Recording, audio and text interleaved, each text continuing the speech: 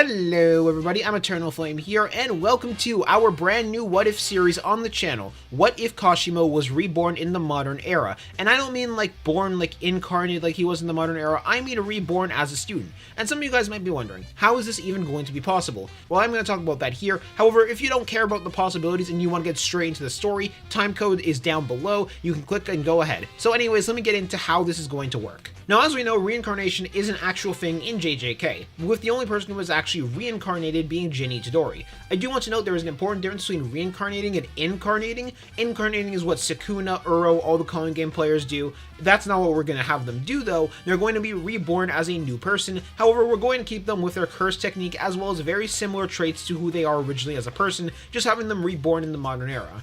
Now, they're not going to have many memories of who they once were. Those memories might end up coming and just being suppressed or might not ever come. I'm not sure about that right now, but it might end up happening in the future, who knows? However, just for the sake of the story, we're going to have Kashimo reincarnate as the same age as the first years, mainly because I think that's the best way to have them relevant right off the bat, and I think that might be the most interesting because we never really got to see him interact with any of the first years. So without further ado, let's get straight into this story now. Our story starts 400 years ago, as there was an old man currently present sitting with the bodies of several sorcerers who had come to challenge him, each of them being defeated. This sorcerer was the god of lightning, Hajime Kashimo.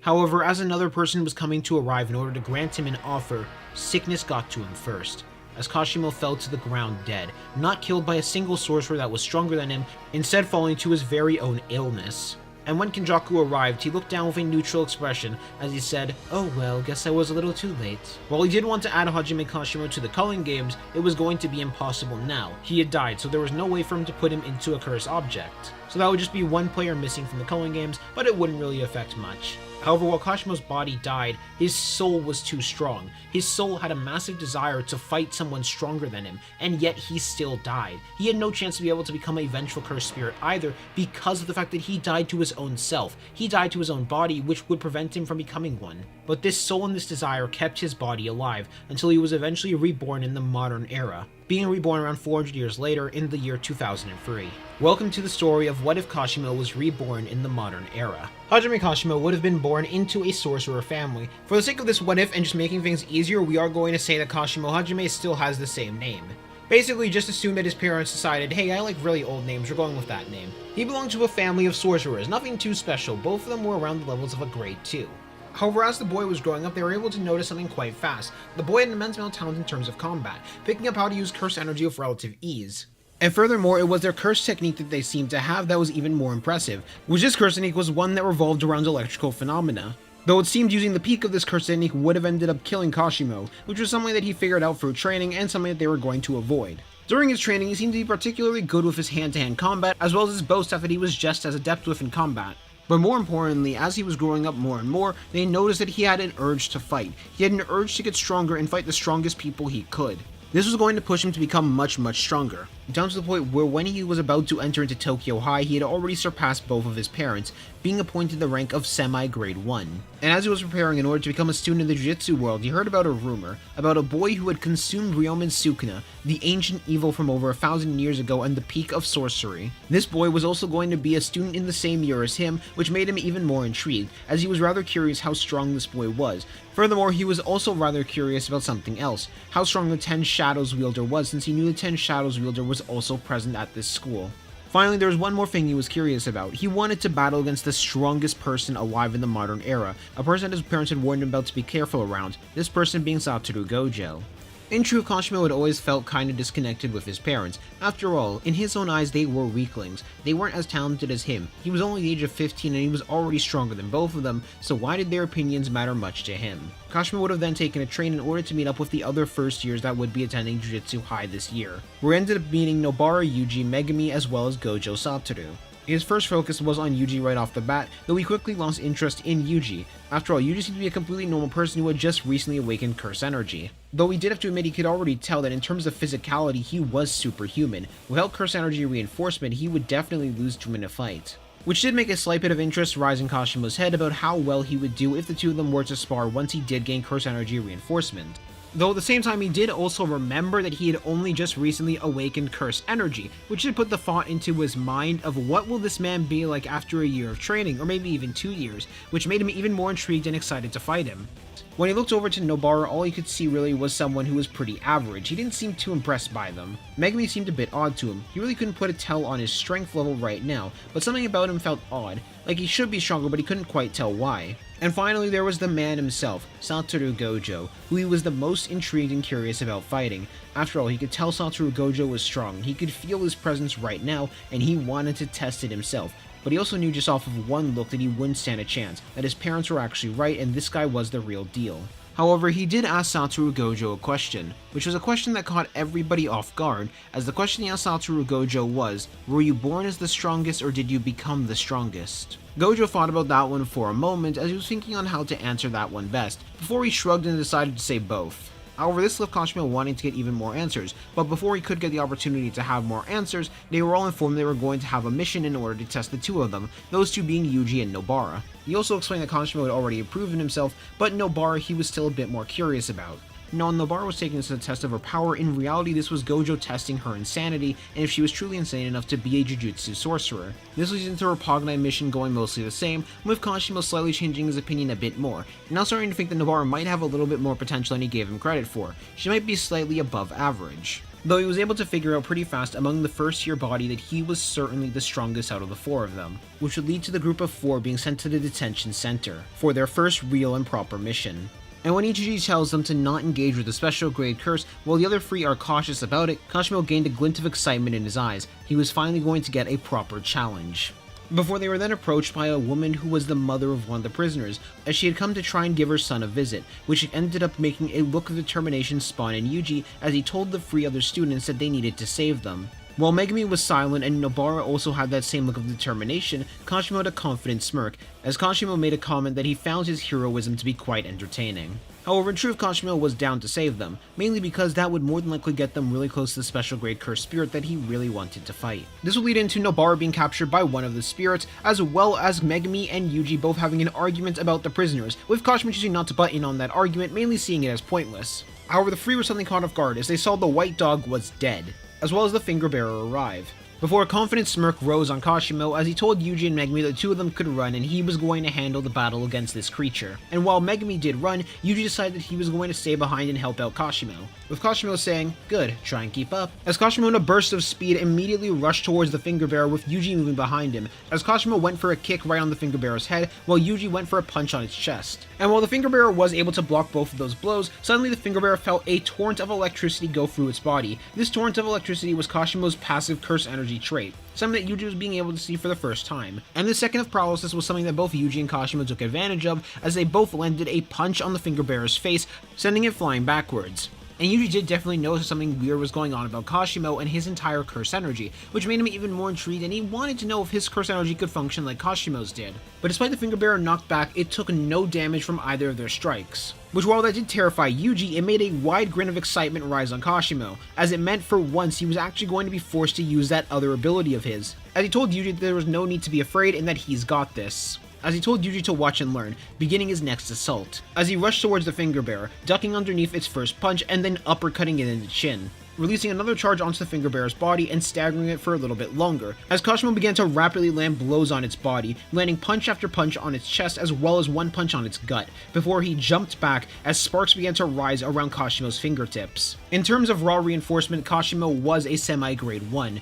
However, when he utilized his lightning bolt, he entered into the grade 1 territory of power. As the finger bearer suddenly felt a wave of pressure as well as fear rise through its body, it knew that it had to be careful with what was about to hit it. Yuji could also feel the power that was emanating off of those lightning bolts in Kashimo's hand. Before Kashimo released the lightning bolt, something that the finger bearer had no chance to dodge, as it went right through the finger bearer's stomach. As the finger bearer fell to the ground, a massive hole piercing right through its gut, with Kashimo looking back to Yuji with a confident grin, as he told him that's how it's done. However, unfortunately, Kashimo had let down his guard way too fast, as suddenly the finger bearer had focused a large amount of curse energy around its fist, while the wound in its stomach healed. As Kashimo turned around, sensing that curse energy increase, but it was too late as it landed a punch on Kashimo's face, before the finger bearer then focused and released a large wave of curse energy, hitting both Yuji as well as Kashimo and knocking Kashimo out. Not just that, but Yuji had also taken some heavy damage from that. While Kashimo was able to shield his own body with curse energy, Yuji was not, and this resulted in his hands being broken.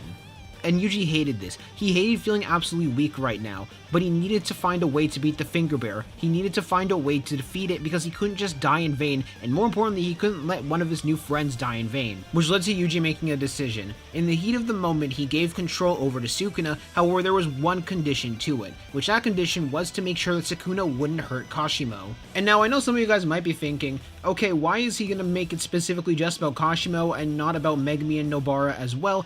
But that's mainly because he thinks that Megumi and Nobara would have escaped by now, and Kashimo's really the only person around that can get hurt, similar to why he never really made one in canon either. As Sukuna took control back over of the body before eliminating the Finger Bearer and that entire fight going like canon, as well as Sukuna leaving Kashimo, mainly because, well, he couldn't really fight him right now thanks to the deal that he had made with Yuji, and he didn't want to accidentally risk waking Yuji up. Even with the fact that Yuji wasn't waking up normally, he didn't want to push that bear, nor did he really want to test it around with binding vows. Hi, this is Future Eternal Flame speaking, and I kind of forgot to mention what the Binding Vow actually was, which that Binding Vow was specifically to grant Sukuna control to kill the Finger Bearer, and that's it. It only allowed him to kill the Finger Bearer. Other than that, he just has complete control over his body, and Yuji can't take back control. This leads into the battle between Sukuna and Megumi going the exact same as well. This leads to all three of them thinking that Yuji is dead, and Kashimo in particular takes this rather hard, as he was questioning why Yuji would throw his life away for him, despite the fact that they barely knew each other. If anything, Kashimo treated him kinda badly. Though at the same time, it was a move of either both Kashimo and Yuji would die, or Yuji would take out the Finger Bearer with him and end up dying in the process. So on a logical front, this did also end up making sense since it was only one life taken, being Yuji's life. And while this did confuse him, it did also end up spawning a new flame in him. He didn't want someone to sacrifice their life to protect him. He hated how this made him feel. It made him feel like he was weak and insignificant, even though he was born incredibly powerful. So Kashimo for once felt the urge and need to train. He wanted to get stronger to make sure this was never going to happen again. He was born powerful and he could feel that he had only accessed a portion of his power, but now he had an actual reason to train. The Todo, Megumi, Mai, and Nobara interaction does end up going the exact same as well, mainly because Kashimo doesn't really hang out with the other years that much either. He's kind of just super focused on training, and while he doesn't have much problem with socializing, he doesn't really like socializing with the two of them, though Nobara does get the two of them to hang out sometimes as well. Thanks to a mix of Nobara's action and him just having a really good personality to bounce off of both Nobara as well as Megumi, they do end up becoming friends, especially friends in training, which ends up with them training with each other a lot more often too. The Mahito arc also ends up going the exact same, however now we move into the Goodwill Festival. And when Kashimo saw Yuji again, he couldn't help but want to spar with him. If he was being honest, he was kind of tempted to just completely ignore the Goodwill Festival as a whole, and instead spar with Yuji, but at the same time he knew they had to focus on the Goodwill Festival first. They could do a sparring match later. But he could tell while Yuji did improve his curse energy, it was still rather amateur in the way it looked right now, but he did definitely get stronger nonetheless. However, now we enter into a slight conundrum, which is the fact that for the Goodwill Festival to happen, it needs to be an equal 7v7. However, Tokyo High has a total of 8 students in comparison to Kyoto, which has a total of 7 students. So because I do think this would be a really cool fight to happen, I'm going to have Kashimo replace Panda. Mainly because I really like the idea of Robot versus Lightning. I'm going to be real with you guys. So just assume that Panda is sick right now or out on a mission or something. However, because of Kashimo training with Nobara as well as Megumi during this time, all 3 of them did end up getting quite a bit stronger in terms of their reinforcement. However, how the Goodwill Festival is going to go, you're going to have to find out on the next episode of What If Kashimo Was Reborn in the Modern Era. Tell me what you guys think in the comment section down below about What If Kashimo Was Reborn in the Modern Era and what you guys think on this first part of this story. Tokyo High was preparing their plan for the Goodwill Festival. Right now they were planning to send Yuji out in order to stall out Todo and battle against him, which everyone on the team agreed with other than one sorcerer. The one sorcerer who disagreed with this was Hajime Kashimo, as he told him that he needed to pay Yuji back since Yuji was the person who saved him originally against the Finger Bearer. So Kashimo nominated himself in order to help Yuji in holding off Todo. Both Nobara as well as Megumi gave Kashimo an unimpressed look, mainly because they both knew exactly what Kashimo was really going for. In reality, he didn't really care much about the fact that Yuji had helped him, but this was really just to let Kashimo have a chance to fight Todo. Maki, Inumaki, and Yuji could all see this as well, but they knew there was no chance in convincing Kashimo. In fact, Yuji was a little bit happy about this, mainly because he knew that means he wasn't going to be fighting alone.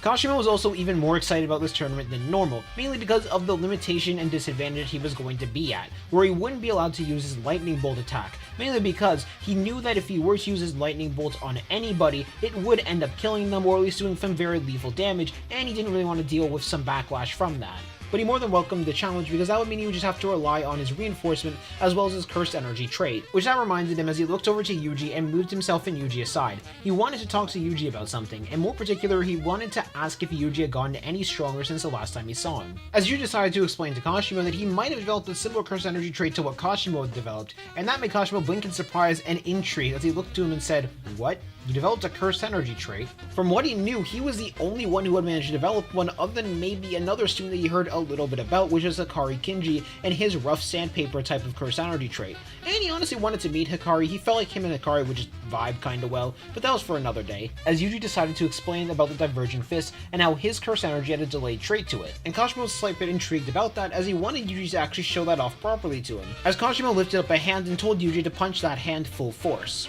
As Yuji focused cursed energy around his fist before punching Kashimo's hand, and then Kashimo felt a delayed impact, which was Yuji's Divergent Fist. And Kashimo's intrigue turned to disappointment in that moment, as he was able to recognize what really happened. As Kashimo then explained, it's not that your cursed energy is a unique trait, it's that your cursed energy can't keep up with your physical body. You are too fast for your cursed energy reinforcement right now. I'll figure out how to help you with that later, though I would recommend not losing that trait. After all, that's something that would really catch a lot of people off guard, and is a little bit too useful to lose. Now, Kashimo would not normally be that encouraging to the fellow students around them, but at the same time, he felt that Yuji had some potential, and the Divergent Fist likely had a bit more potential than it was letting on right now, rather than just being a bad usage of cursed energy, which is why it was so curious to him, and he wanted Yuji to get stronger so he would be a funner fight later. We now fast forward to the Goodwill Festival, with everybody running through the forest until suddenly they were attacked by one man, this man being Todo.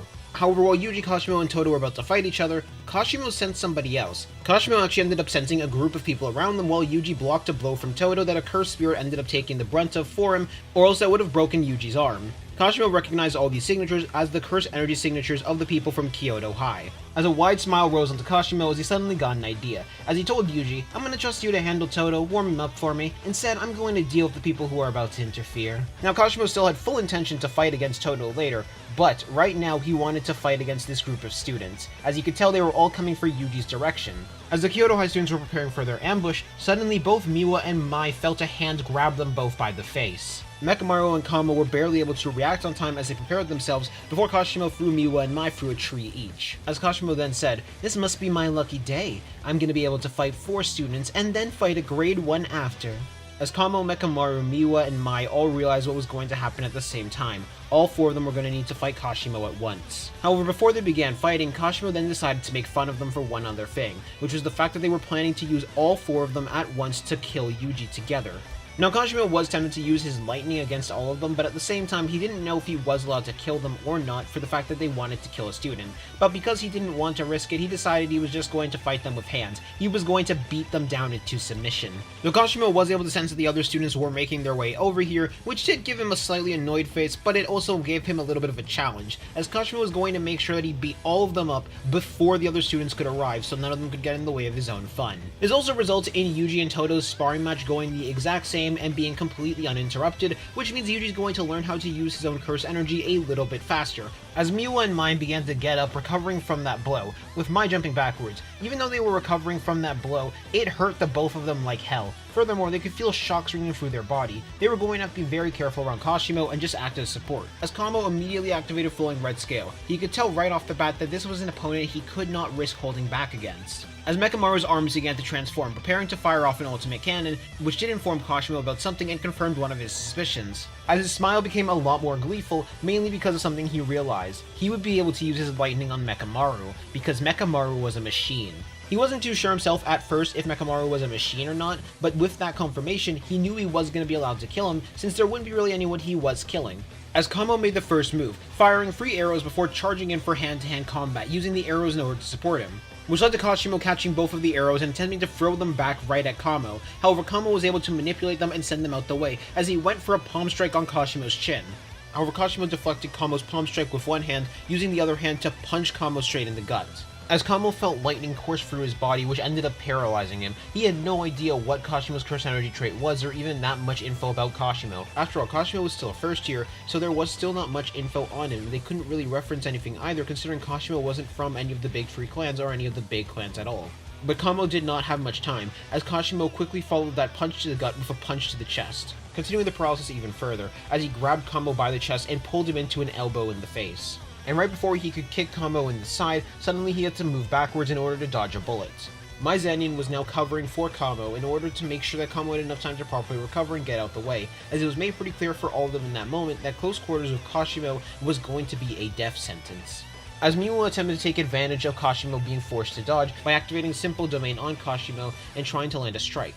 However, Kashimo instead decided to catch the blade. However, he looked over to Miwa with a wide grin as he decided to use the blade in order to pull Miwa in to get kneed in the gut, pushing Miwa back and winding her in the process. But this was when Mechamaru saw his chance as he decided to go for an opening. He fired off an ultimate cannon and destroyed a large part of the forest as it completely engulfed Kashimo's body. Kashimo raised up both of his arms while focusing curse energy in order to reinforce himself and protect himself from the beam. And when the smoke faded, he did look damaged from the blow, but otherwise he was standing pretty fine, as an even wider grin rose on his face while he stared at his four opponents. And where most people would likely be in pain or in shock from such a beam, instead Kashimo looked like he was hyping himself up more and more from it. He was excited now.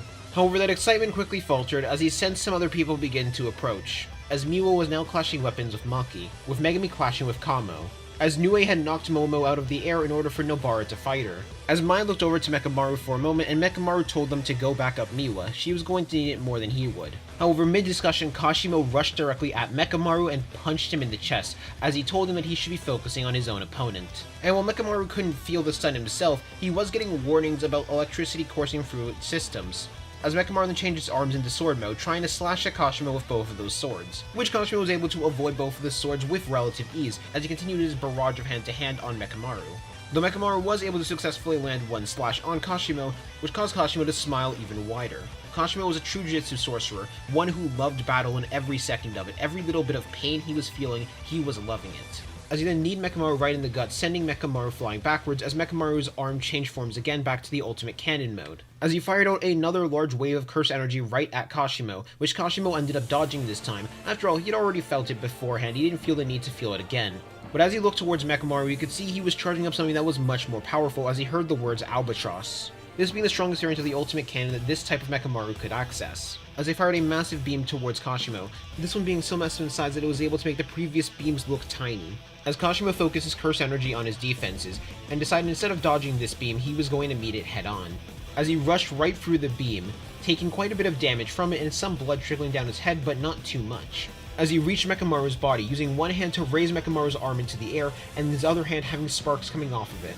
Before out from that hand, he fired out a bolt of lightning, one that completely tore Mechamaru in half, as he then threw the body of Mechamaru to the side and stomped on his chest, making sure there wasn't anything left it could do. Now in truth, Kashimo definitely could have won if he was just using hand-to-hand, but he felt like being a little bit extra, plus he was still a little bit peeved at the fact that his fight was interrupted by the other students at Tokyo High, as he decided to take a couple more moments to rest as well as to scout things out. However, right when he was about to head back to Todo in order to fight against him, he suddenly saw a massive tree erupt in the distance, as well as a barrier begin to form over the entire area. But not just that, he felt a potent amount of curse energy as well, which that curse energy was from the special grade cursed Hanami. And this caused a great deal of excitement to rise through Kashimo, as this was an opponent he was certain he could fully not hold back against, and he was more and more excited for this. And right when Maki and Megumi were preparing to face off against Hanami, suddenly, out from the sky, Hanami was struck in the head. As standing in front of Maki and Megumi was a fellow sorcerer, Hajime Kashimo, and Hanami was able to notice something right off the bat. This student, unlike the other ones, had enough power in their reinforcement to actually be able to hurt Hanami. They were capable of damaging Hanami, as he then felt a shock course through their body. However, they didn't have time to rest because the opponent in front of them was rather relentless, as the moment that Kashimo landed and finished that punch, it was followed with another punch to Hanami's chest, as Hanami felt another moment of paralysis, with Kashimo quickly following it up with a flurry of blows, before to Hanami's surprise, Kashimo jumped backwards and flipped over Maki, allowing Maki to go in and slap it with the Playful Cloud. Hanami was just barely able to block the strike with the Playful Cloud on time thanks to Kashimo's shocks getting in the way, however they weren't able to fully block it.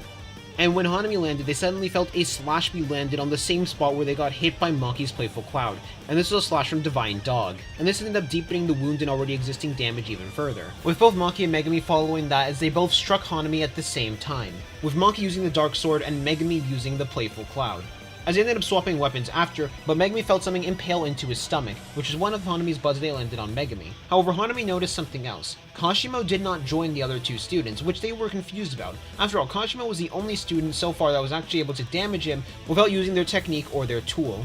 But suddenly Hanami could hear sparks in the distance, as they realized exactly why, as sparks trickled around Kashimo's body. Before Kashimo threw a lightning bolt right at Hanami having enough charges built on them in order for this to be a powerful one too. Maki also making sure that Hanami wouldn't have landed near a river to make sure those charges wouldn't leave their body, as the lightning bolt tore a hole right through Hanami's side, causing Hanami to cough up some blood. And while the hole in their side was going to repair itself quite fast, Hanami was realizing just how much danger Kashimo actually was. They couldn't let another lightning bolt form like that again, however they needed to figure out how Kashimo was able to make a lightning bolt like that because there were clearly some conditions involved. After all, if there weren't, Kashimo would have used that lightning bolt repeatedly by this point. As Hanami then got a hard punch landed on their face, sending them flying backwards. This hard punch coming from Yuji Itadori, as Yuji and Todo had also now arrived, with Kashimo landing next to them. As Maki then picked up Megami, saying that she was going to leave it up to those three. But first she passed Playful Cloud to Todo for him to use, figuring it would be better in his hands than it would be in hers against this opponent. However, this is when Todo said something that caught Kashimo completely off guard, which was the fact that he wasn't going to help until Yuji landed a Black Flash. Now Kashimo knew what the Black Flash was, of course he did. He had studied all types of jujitsu as well as curse energy, he knew well what that was, but he had never been able to use one properly himself. How was Yuji supposed to use one? As curiosity formed in Kashimo, as he decided he was going to let Todo go through with this test, and he was also not going to interfere. Maybe by watching someone else perform the Black Flash, he would be able to perform it himself. Of course he wasn't fully too sure, but he was too curious. He was also able to see that Yuji was properly controlling his curse energy, and Todo had taught him how to, which he had to admit he was impressed by. He was expecting that it would take him a couple hours to figure it out, but no, Yuji had been able to figure it out in minutes. But more importantly, he was impressed by the fact that Yuji was actually able to do it. Yuji had landed a Black Flash. As that made the competitive engines in Kashimo rev up a bit more, there was no way he was going to let Yuji get ahead of him. At the same time, Todo was also preparing to fight, now being even more hyped up and excited, as Todo, Yuji, and Kashimo all prepared to hop into battle against Hanami. Yuji had just finished landing a Black Flash on Hanami, the first Black Flash that Yuji had ever landed, to Kashimo's amazement. That was the last thing that he was expecting from Yuji. After all, Yuji had pretty bad curse energy control beforehand, but now he was able to pull off a Black Flash? He had to wonder what the hell was Yuji. But at the same time, he already knew that Yuji was an anomaly. With insane physical strength as well as the capabilities to hold in Sukuna, there was no wonder that he had such immense potential. However, there was no way Kashimo was going to let that potential get ahead of him. And after Yuji had landed a Black Flash, Kashimo approached him on one side, with Todo approaching on the other. With Todo and Yuji entering into a pretty similar stance. This ended up catching Kashimo a little bit off guard, but at the same time, he decided screw it, we ball, as he entered into the same stance that both Yuji and Todo entered into. The three chefs of Curse Energy were about to enter into a battle against their opponent, the Disaster Curse of Nature. And Kashimo had to admit, while he did want to fight against Todo, this was more than going to make up for it. After all, not every day did he get to fight against a special grade curse, especially when he could sense was already stronger than the Finger Bearer. Though he did also remember something else when he was listening to Yuji and Hanami's conversation. He heard the name Mahito, and that was a name he remembered hearing earlier from some mission reports, so that was something he was definitely going to need to ask Yuji about when he got the chance. As Hanami realized that they were going to need to try much harder against the three opponents in front of them, before they immediately launched out a large wave of wood towards the three of them. Yuji, Todo, and Kashimo were each able to jump onto the wave of wood. However, this immediately gave Kashimo an idea. And while Todo was focused on how massive a wave of curse energy this was, Kashimo instead had an idea of something he wanted to try, as Hanami rose out from the wood, launching out 3 curse buds towards the 3 opponents. Yuji and Todo decided to weave out the way of the curse buds coming towards them, while Kashimo decided to duck underneath it as he had an idea. As this was when Kashimo decided to punch the tree. In particular, he made sure to punch it before Yuji and Todo landed on the tree. As Hanami then felt a rather large stun effect happen to their body before they realized what happened. Trees themselves were not good conductors of electricity, however because of that, lightning was still able to travel on them instead of traveling inside of them. This is how trees are often caught on fire after a lightning bolt strikes them. The damage could even be so bad that it might end up making trees explode from time to time. However, the electrical charge that Kashimo released through his passive curse energy trait wasn't strong enough to do that, as his attack ended up stripping away a part of the bark, though it did inform Kashimo of the true nature of this tree, which Yuji and Todo took advantage of this chance as they both rushed towards Hanami and punched Hanami in the face. Thanks to Kashimo, Hanami was not able to block themselves on time, and Hanami could tell from that blow that all 3 of them here were capable of steadily damaging them. Furthermore, Kashimo still had that lightning bolt as well, which was going to be a danger for them. However, there was something else that was pretty clear, which is Kashimo was not going to be able to do that tactic pretty often, mainly because it clearly did have risks of stunning Todo and Yuji as well. If it didn't, Kashimo would not have waited.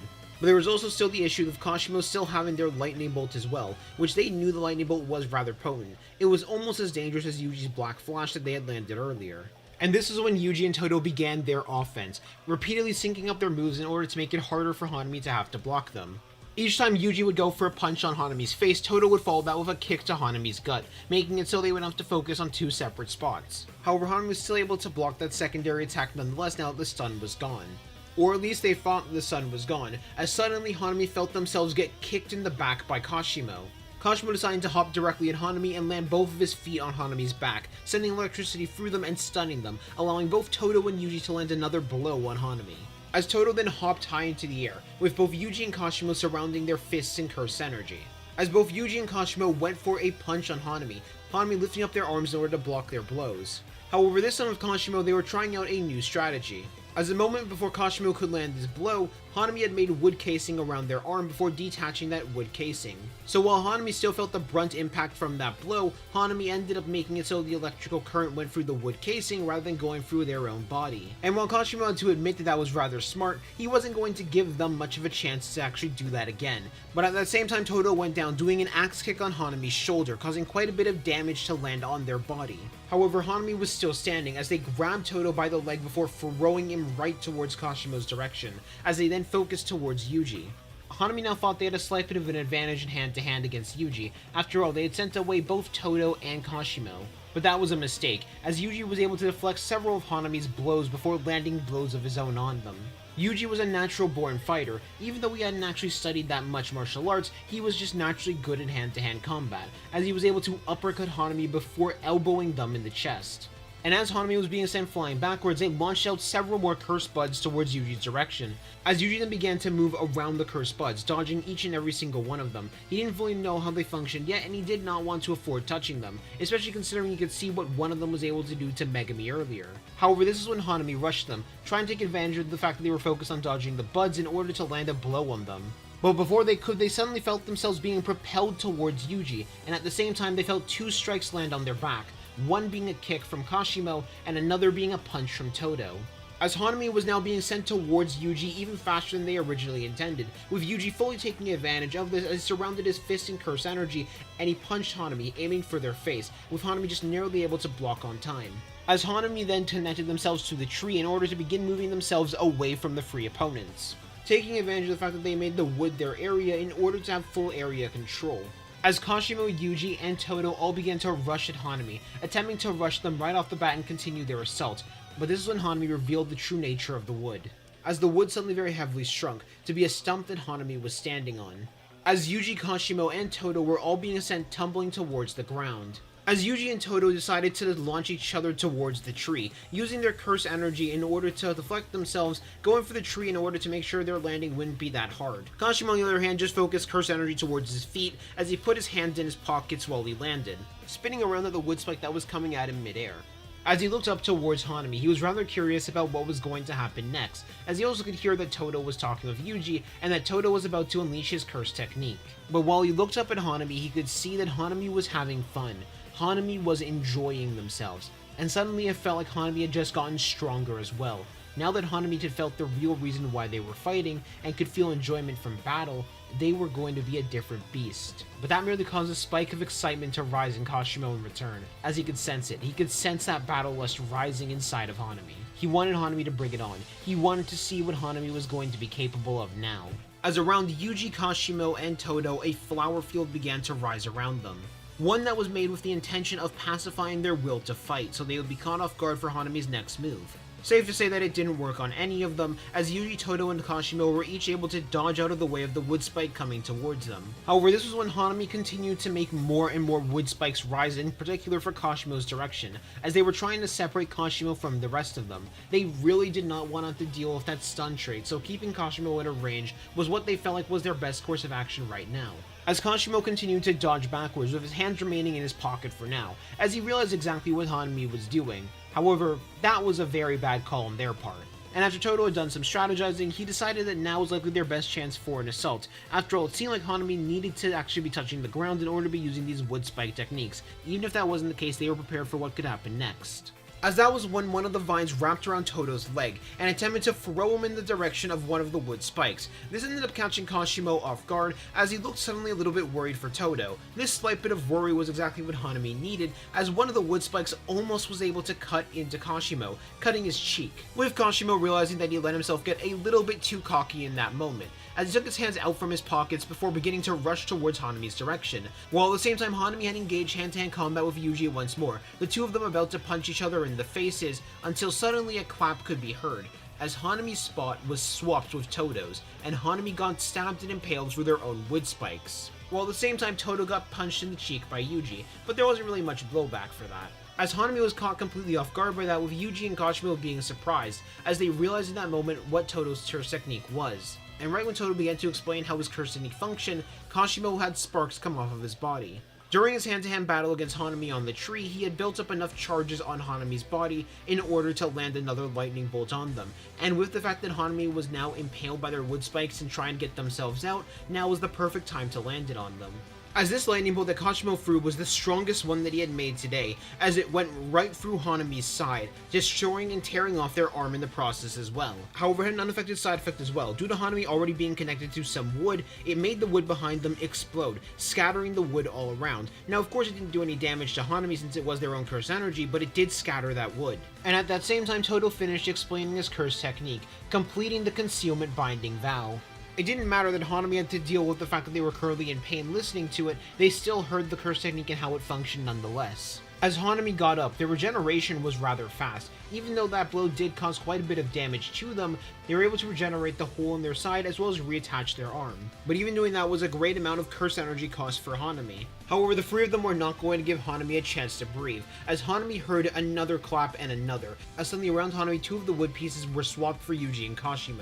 As Kashimo was on Hanami's left side with Yuji on their right side, as they both went in for a punch on Hanami's side. In particular, Kashimo was aiming for the same side that his lightning bolt had hit. As Hanami then made some wood rise out from that side in preparation to block Kashimo's hit, until suddenly they heard the sound of a clap, as Kashimo and that wood swap places, putting Kashimo even closer to Hanami, allowing him to directly land the blow on that spot, with Yuji at the same time landing a blow on Hanami. And now Hanami was stunned, as Todo saw this as a perfect opportunity to get back into the fight. And this is when the freeze barrage began, with Todo constantly swapping their places around, making it impossible for Hanami to predict where they were going to be, even swapping Hanami's places with the others in order to perfectly line up Kashimo with some hits as well as Yuji with some hits. It was made even more difficult with the fact that each time Kashimo landed a hit on Hanami, it stunned them for a little bit and for long enough for Yuji and Todo to be able to lay damage on Hanami that they couldn't fully block. And this barrage was relentless. Even if Hanami wanted to try casting their domain expansion right now, it was pointless, mainly because of the mix of Kashimo and Todo's ability. Hanami needed to get them away from them, and now. After all, things were getting rather dangerous from them and he needed to make some range. But suddenly, there was a feeling in the air. Hanami's main attention this entire time had been on Kashimo and Todo. While they knew Yuji was a strong and capable fighter, they didn't have the same type of capabilities that those two had. However, Hanami was realizing that not focusing on Yuji was a rather big mistake, as suddenly Yuji had landed a second Black Flash. As Kashimo's eyes widened, there was no way that Yuji had just landed 2 Black Flashes in one day. However, Yuji wasn't quite done yet, as Todo had synced up with Yuji perfectly in order to clap and make it so that Yuji would land another blow at the same time as Kashimo, this being Yuji's second consecutive Black Flash. And then Yuji had managed to do it. He managed to tie out the world record currently for the most amount of consecutive Black Flashes. Yuji had managed to land 4 Black Flashes against Hanami consecutively. As Kashimo couldn't help but wonder what type of freak of nature that Yuji was, to be able to go from barely being able to use curse energy at all to tying the record for the Black Flash. What did Todo do in order to make him this much stronger? Because Yuji was not this good beforehand. However, as Hanami was being sent flying, Kashimo had no intention to let them get off that easy or let them have a chance to escape, as Hanami had taken quite a great deal of damage from those Black Flashes. And thanks to his barrage of Yuji and Todo, he was able to build up a much greater amount of charges on Hanami's body, allowing him to be able to launch another lightning bolt right towards Hanami's direction. As Yuji, Todo, and Kashimo looked towards the heavily injured Hanami's direction. After all, they had taken quite a great deal of battle damage, but they weren't too sure if it was dead yet. But they could hear Hanami cough up a bit of blood, as Hanami was looking in the three of theirs direction. Hanami needed some time to heal and fast, but right now they weren't going to get any, so Hanami needed to make sure they could at least make some distance, as Hanami then placed both their hands onto the ground, draining a great deal of life from the plants around them. before a large wave of omnidirectional wood spikes were launched towards Yuji, Kashimo, and Todo, forcing all three of them to have to move backwards in order to avoid it. As the three were able to clock on to the fact that Hanami had another ability that allowed them to drain the life force of plants around them, though it likely did have a very limited range, or else they might have just drained the entire forest. Either that or might be because of Hanami's personality and they don't want all nature to die. Either way, they weren't too sure. As this when the wood began to return into Hanami's body, covering up the damaged parts of them while they were continuing to heal in order to act as armor. Hanami wasn't done yet, and neither were the three opponents. However, before the four opponents could rush at each other, the barrier broke, as suddenly they could see a man standing in the sky, that man being Satoru Gojo. And that snapped Hanami out of whatever emotions they were feeling, as they very quickly tried to go into the ground in order to escape. They needed to get away from here as fast as possible, as fighting Satoru Gojo was a death sentence. This then led into Gojo firing off the Hollow Purple, as both Kashimo and Yuji were able to see Gojo's full power on display for once. They only really could go off of sensory and vibes, but now they could really see it. They could really see that Gojo was the real deal. Gojo was so powerful they weren't even able to tell properly if Hanami was dead or not. And the three of them had to admit that they had a pretty nice dynamic together. After all, they all had their own unique abilities. Now currently, the strongest of them, physically at least, was Yuji, with Todo being a very good support and Kashimo being able to stun opponents, though physically right now in terms of curse energy reinforcement, he was the weakest of the three of them. Though that was not something that Kashimo could accept at all, especially because he felt that if Yuji could land a Black Flash, then he should be able to as well. There was just something that he would need to do in order to land it properly. As he looked over to Yuji and gave him a sign of approval, he was proud of him for how much progress he had made, and once that this was done and once they all recovered, he demanded that the two of them spar so he could see properly where Yuji was in power now. That one made Yuji blink in surprise, but he was more than okay with it. And at the same time, Kashimo also asked for Todo to be able to spar with him as well. After all, now that Kashimo had seen Todo's abilities and Todo had seen his, he felt that it might still be fun for them to spar against each other, especially because the two of them had really different battle tactics. And while this was something that Todo did agree to, Todo was something more important that he needed to ask Kashimo right here and now, as Todo asked Kashimo a simple question: what type of woman was his type? And upon hearing that question, Kashimo was honestly kinda stunned, but at the same time, he looked to be just perplexed, as he was really thinking of what his answer would be, before he simply shrugged, as he honestly said, "I have no idea." Now, at first he thought this was just Kashimo being avoidant of the question, but he was able to tell that Kashimo just genuinely had no idea and he hadn't really thought about it before. On Kashimo's mind, the main thing that was always there was the strongest, so thinking about relationships, that just wasn't something that really was ever on his mind. However, Todo took it upon himself in order to introduce Kashimo to the world of the proper and true type, and he wanted to see if Kashimo would become one of them. And while Kashimo did tilt his head a little bit and he was confused, he decided why not. He already went through with Todo and Yuji's shenanigans this entire fight, so he might as well go through with this as well. As Gojo smiled down towards his students, he had to admit he was rather proud of all three of their progress and how strong all three of them had managed to become. If Gojo was being honest, he did partially regret breaking the barrier now, as he had a feeling that all three of them would have been able to actually kill Hanami.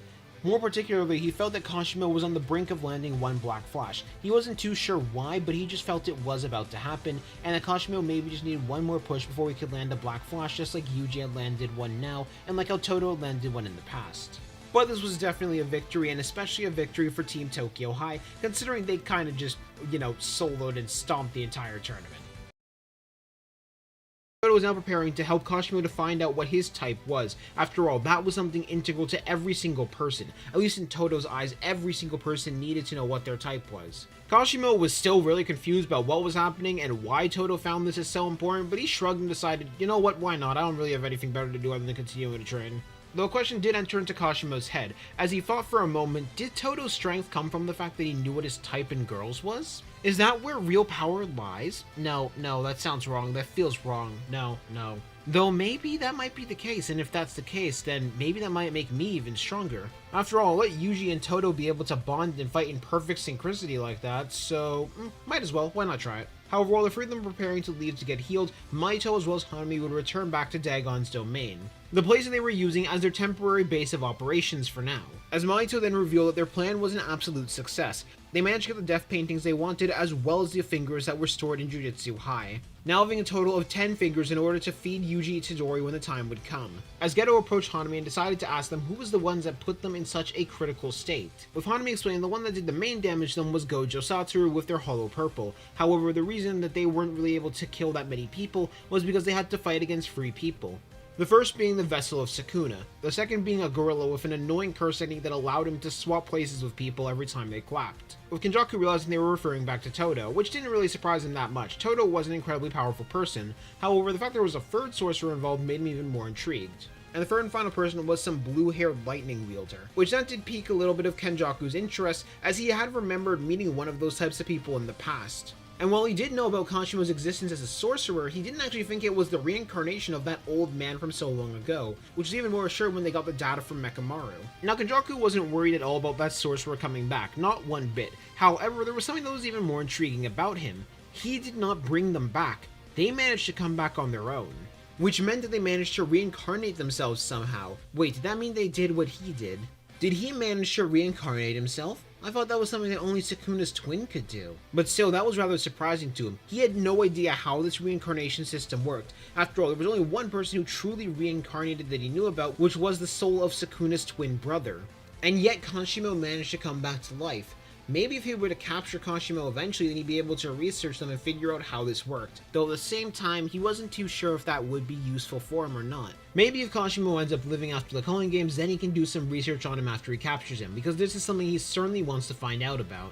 He doesn't vocalize any of these thoughts, primarily because he doesn't want any of them, especially Manito, to find out about reincarnation being possible for humans to go through. Of course they knew that curses reincarnated, but humans being able to reincarnate was an entirely different thing that they didn't want the curses to know about. That incarnation being very different from reincarnation, so they didn't want to let them know that existed. For example, Urame was an incarnate sorcerer who is currently present in Dagon's domain as well. As Kenjaku explained to them before they began their plan in Shibuya that they were going to get a little bit more insurance, they needed to find one more of the Sukuna fingers in preparation before October 31st. After all, Sukuna with 14 fingers would be better than Sukuna with 13 fingers. As we then return back to Kashimo, Yuji, and Todo, who are currently walking around town. Todo trying to guide Kashimo and figure out what his type is. Yuji is trying to encourage him, but to be honest, he really just had no idea what to even do. And Kashimo was sort of just confused, kind of finding this entire thing to be pointless after all. As the sun sets on this day of the Goodwill Festival, overall it was a successful mission. Tokyo High ended up winning the Goodwill Festival again. Todo made a new friend as well as a new brother. Kashimo made a new ally and he got to see some of his friend's progress, and he got to see a friend he was expecting to be dead to come back to life, which was pretty cool. Which after the Goodwill Festival was done led into a sparring match between Kashimo and Yuji happening, where Kashimo did end up winning that sparring match. While Yuji was more impressive in terms of physical ability like speed and strength, Kashimo had the ability to stun him as well as a lightning going for him. He didn't use his lightning bolt, but his stun effect was more than enough to make up for that distance. However, this nice little friendly spar between the two friends was ultimately a really nice experience for Kashimo, and he was very thankful for it nonetheless. And before we start the Origin of Obedience arc, I do just want to say Kashimo went hard in the baseball game and absolutely demolished everyone he could. As we now enter into the Origin of Obedience arc, where a good chunk of it does actually end up going the same, because Kashimo does go with them, and he's not really going to join in on Yuji and Nobara's antics. However, their investigation is not going to be hindered. The real change happened when Kashimo, Yuji, Megumi, and Nobara all begin to fight against the cursed spirits and go hunting, and when Nobara is separated, Yuji goes with Nobara, however Kashimo decides to stay with Megumi, as Kashimo was rather confident that Yuji could handle the opponent that kidnapped them, alongside Nobara with backup. However, as Kashimo and Megumi were finishing off the curses, suddenly the both of them heard something come down from the ceiling, with a demonic crazed laughter, as Kashimo and Megumi were both able to recognize exactly what this was, with a look of shock and surprise entering both Kashimo and Megumi's expressions, as they both saw the finger bearer was now here and present, but more importantly, Kashimo could sense something else. This finger bearer was even stronger than the one at the detention center. As the finger bearer in a surprising burst of speed rushed immediately at Megumi, attempting to punch him in the face. However, Kashimo was able to narrowly intercept that punch, being equal in speed to the finger bearer and sending the finger bearer away. As Kashimo looked over to Megumi and told him that if he was going to be useless, then stay out of the fight. Now, under a normal circumstance, he'd want to take on the finger bearer alone. However, he knew that Megumi had just as much beef with the finger bearer as he himself did. But at the same time, he refused to fight alongside a burden. As Kashimo looked over to the finger bearer before the two of them rushed at each other, entering into an exchange of hand-to-hand combat. As Kashimo was able to deflect several of their blows, taking advantage of the fact that they were touching in order to stun the finger bearer repeatedly and land even more blows on them. In terms of physical strength, the finger bearer was actually stronger and much more durable than Kashimo was. In terms of speed, the two of them are equal, but in terms of skill, Kashimo was a superior fighter. Kashimo also had his stun factor going for him that did work on the finger bearer. After all, if it works on Hanami, it would certainly work on the finger bearer. Megumi was impressed at the fact that Kashimo was even able to keep up with something like this. He thought of himself as completely useless right now. He wanted to do something to help, but he honestly didn't really know what he could do. The Finger Bearer was just too fast of an opponent for him. And it wasn't like he could summon Maharaga right now either, because if he did, it would definitely kill Kashimo as well. He just had to put his faith in Kashimo, or at least that was what he was thinking. However, this time Kashimo was not going to play around. They learned better. They knew one lightning bolt wouldn't be enough to take it out with its insane regeneration. As Kashimo then hopped backwards while sparks came off of his body, before he created a lightning bolt and threw it right through the Finger Bearer's left arm, going right through it and causing it to be cut off. This time though, Kashimo was going in for a direct rush, aiming to continue on the damage and continue piling up damage on the Finger Bearer. If Kashimo could build up enough electricity for another lightning bolt, then he would definitely be able to finish this thing off right here and now. If he landed one lightning bolt on its head, it would be dead, as Kashimo was going in for another barrage of hand-to-hand combat in order to build up more charges. However, before he could reach the Finger Bearer released a large AoE wave of curse energy, sending Kashimo flying to the wall. Kashimo was caught off guard by the fact that it could do that even though it had lost a limb. Sure, yeah, he knew cursed spirits were different than humans, but he was expecting the pain to at least be overwhelming enough to allow him to land another blow if he timed it out enough. But no, the Finger Bearer was quick to adapt. This one truly was stronger than the one at the detention center. As Megumi looked over to Kashimo, his eyes widened and completely worried. Eyes looked over to his comrade, worried for their physical state. But the Finger Bearer took advantage of this chance, going in for a direct punch on Megumi from their regenerated arm, sending Megumi colliding into the opposite side of the room as well as making him hit the wall. And right as the Finger Bearer was about to continue on their rush on Megumi, they suddenly felt a kick land on their side, as Kashimo had gotten back up, blood trickling down from his head. As an insanely wide smile rose on Kashimo as he sent the Finger Bearer flying a little bit backwards. As Kashimo had to admit, he was a little bit insulted the Finger Bearer thought that was just enough to kill him, but he had something more important to go to. As he then looked over to Megumi and said, "Well, I told you not to interfere if you were going to be useless. I meant that more as motivation. So stop being useless and do something. You wouldn't want to disappoint all the people who are putting so much faith in your potential. And if you can't do anything, just leave. I don't need you here to be a burden." As he looked back towards the Finger Bearer, he was confident that he could beat the Finger Bearer all on his own, but he also wanted to help Megumi break through his shell, primarily because he felt if he did, then Megumi would be a much better opponent for him later. That was the reason why he was giving them this pep talk. That, and as much as he didn't want to admit it right now, he still did ultimately view Megumi as a friend. After all, he had known him for a couple of weeks now, and they had gone strong together. And he respected Megumi's strength, so he wanted to see what Megumi could do. As sparks came off of his body, a determination entering into Kashimo's body as well as focus that he hadn't felt since he battled against Hanami with Yuji and Todo. However, the Finger Bearer had learned better. It knew not to enter hand-to-hand combat with Kashimo, primarily because of that stun factor. It didn't know yet how Kashimo's lightning bolt worked, but it wanted to avoid that as well. As between its hands, it created several balls of cursed energy before they slung it back, creating several arrows of cursed energy that began to rapid fire in Kashimo's direction. As Kashimo began to dodge each of them, sliding underneath one of them while spinning and jumping over the other. He even grabbed one of the cursed energy arrows and threw it back towards one of the others being thrown at him, causing the two of them to collide and clash. As Kashimo took advantage of this chance, he could see the Finger Bearer did not want Kashimo to come close to it, which he was more than fine with. Instead, he'd just bring himself to the Finger Bearer instead. As a feeling overcame the Finger Bearer, one that was telling him he needed to dodge this attack. He didn't know what it was, but there was something odd about this punch in particular. But it didn't have enough time. As the Finger Bearer instead decided it was going to clash fists against Kashimo, which was a massive mistake, as Kashimo had focusing curse energy around his hands, before the two's fists collided. And sparks echoed throughout the area. However, these were not the normal sparks that Kashimo produced. No, these were a mix of 3 different types of sparks. The blue sparks produced by Kashimo's curse energy trait, as well as the red and black sparks of the Black Flash, which ended up completely destroying the Finger Bearer's arm and sending it flying through several stalagmites. As a wide smile rose on Kashimo's face, as well as this feeling of curse energy proficiency. He had never been able to land a Black Flash before, but this feeling, it truly was overwhelming. Sure, Kashimo was a prodigy when it came to curse energy control, that much was true, but after landing a Black Flash, he could truly feel the depths of his potential. However, unlike most, Kashimo truly got an accurate view of his potential because he had achieved his full potential in a past life. It was a taste, one that lasted for a millionth of a second, but it was still there.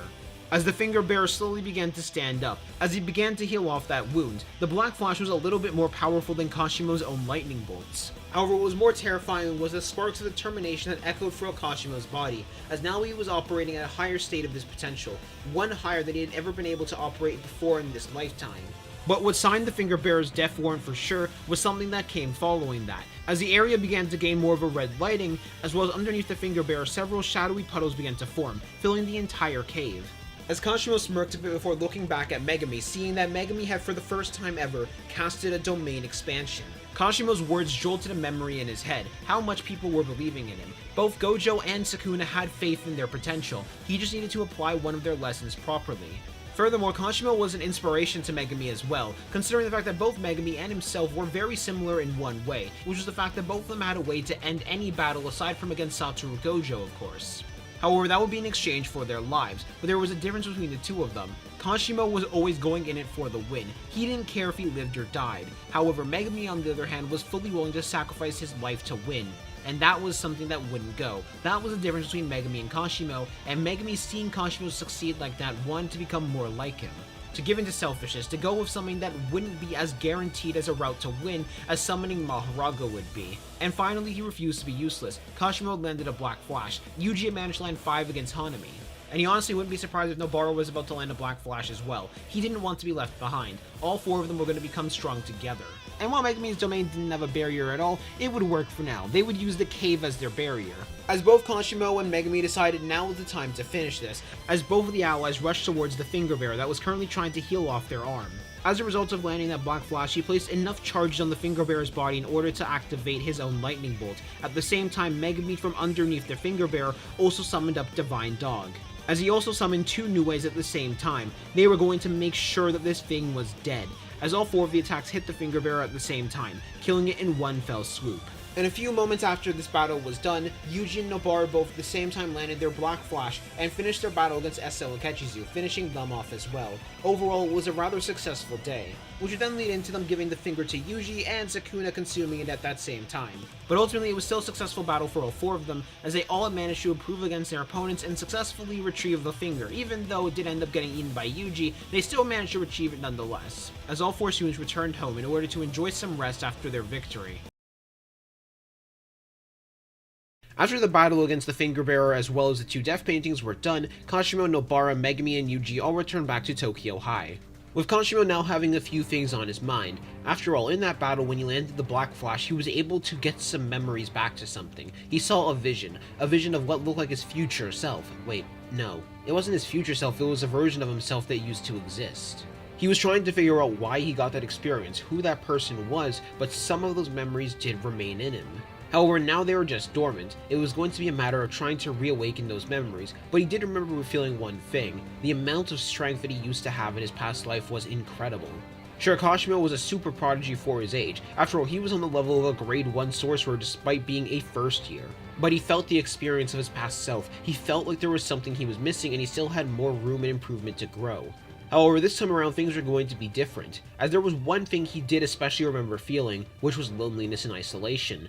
Previously in his past life, he was isolated by his power, isolated by the amount of strength he had. But unlike that past lifetime, he actually had people he couldn't trample on and call dirt. He didn't have people that were so much weaker than him. Megami, Yuji, as well as Nobara were all rivals to him. Gojo was the strongest, so he knew he wouldn't be the strongest of this era.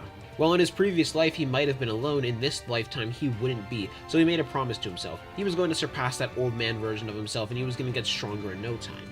But the first and most important step would be rememorizing all the power that his old self used to have and adding it to his new arsenal, which meant he was going to need to re-unlock those memories. Fortunately, since he had already done this in the past and his soul remembered it, it was almost like muscle memory, which meant it should be a lot easier to achieve. Which Kashimo did end up telling his comrades about this past memory they had, and they were all confused about it and didn't really know how to help with that. However, there was one person who did actually know what was going on, which was the person that was currently inside of Yuji, being Ryomen Sukuna.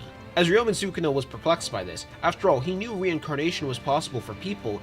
His twin brother managed to reincarnate in the past. But this kid was not like him. Sukuna had speculated in the past that the reason why his twin brother was able to reincarnate was because of Sukuna consuming him, but now with Kashimo existing, he wasn't actually sure why. And it's not like they were incarnated either, they were just a full-on reincarnation. So it wasn't like this was Kenjaku's doing, or else if Kenjaku could do this, he probably would have done this to more people. Though this made Sukuna even more intrigued and even more excited for when he would be able to fight all of them, especially considering this guy was a sorcerer from the past, which meant he might be from a harsher era, and if he's able to reattain that strength and surpass it, it will make him an interesting foe. Now of course Sukuna didn't say any of these thoughts out loud, but this is what he was thinking at the moment. as now Kashimo was beginning to train and experiment a lot more than he had ever done in the past, primarily because he wanted to be able to use his abilities to the fullest. He remembered in the past that he used to have a staff that he channeled lightning through, an additional way to make a lightning bolt that was much more powerful than his normal one that he could make through building up charges due to it building up electricity, this being his lightning rod. So Kashimo decided that he would make another one, however he wasn't going to just stop at one. He decided he was going to create 3 lightning rods, though one of them was going to be in a staff format and the other 2 were going to be similar to that of batons. Those lightning rods were more made to be set up in order for them to charge, while the main lightning rod that was staff was going to be used for Kashimo alongside in combat. Finally, he reattempted to learn reverse curse technique, but this was a lot harder said than done, because of the fact that he wasn't innately that good at reverse curse technique.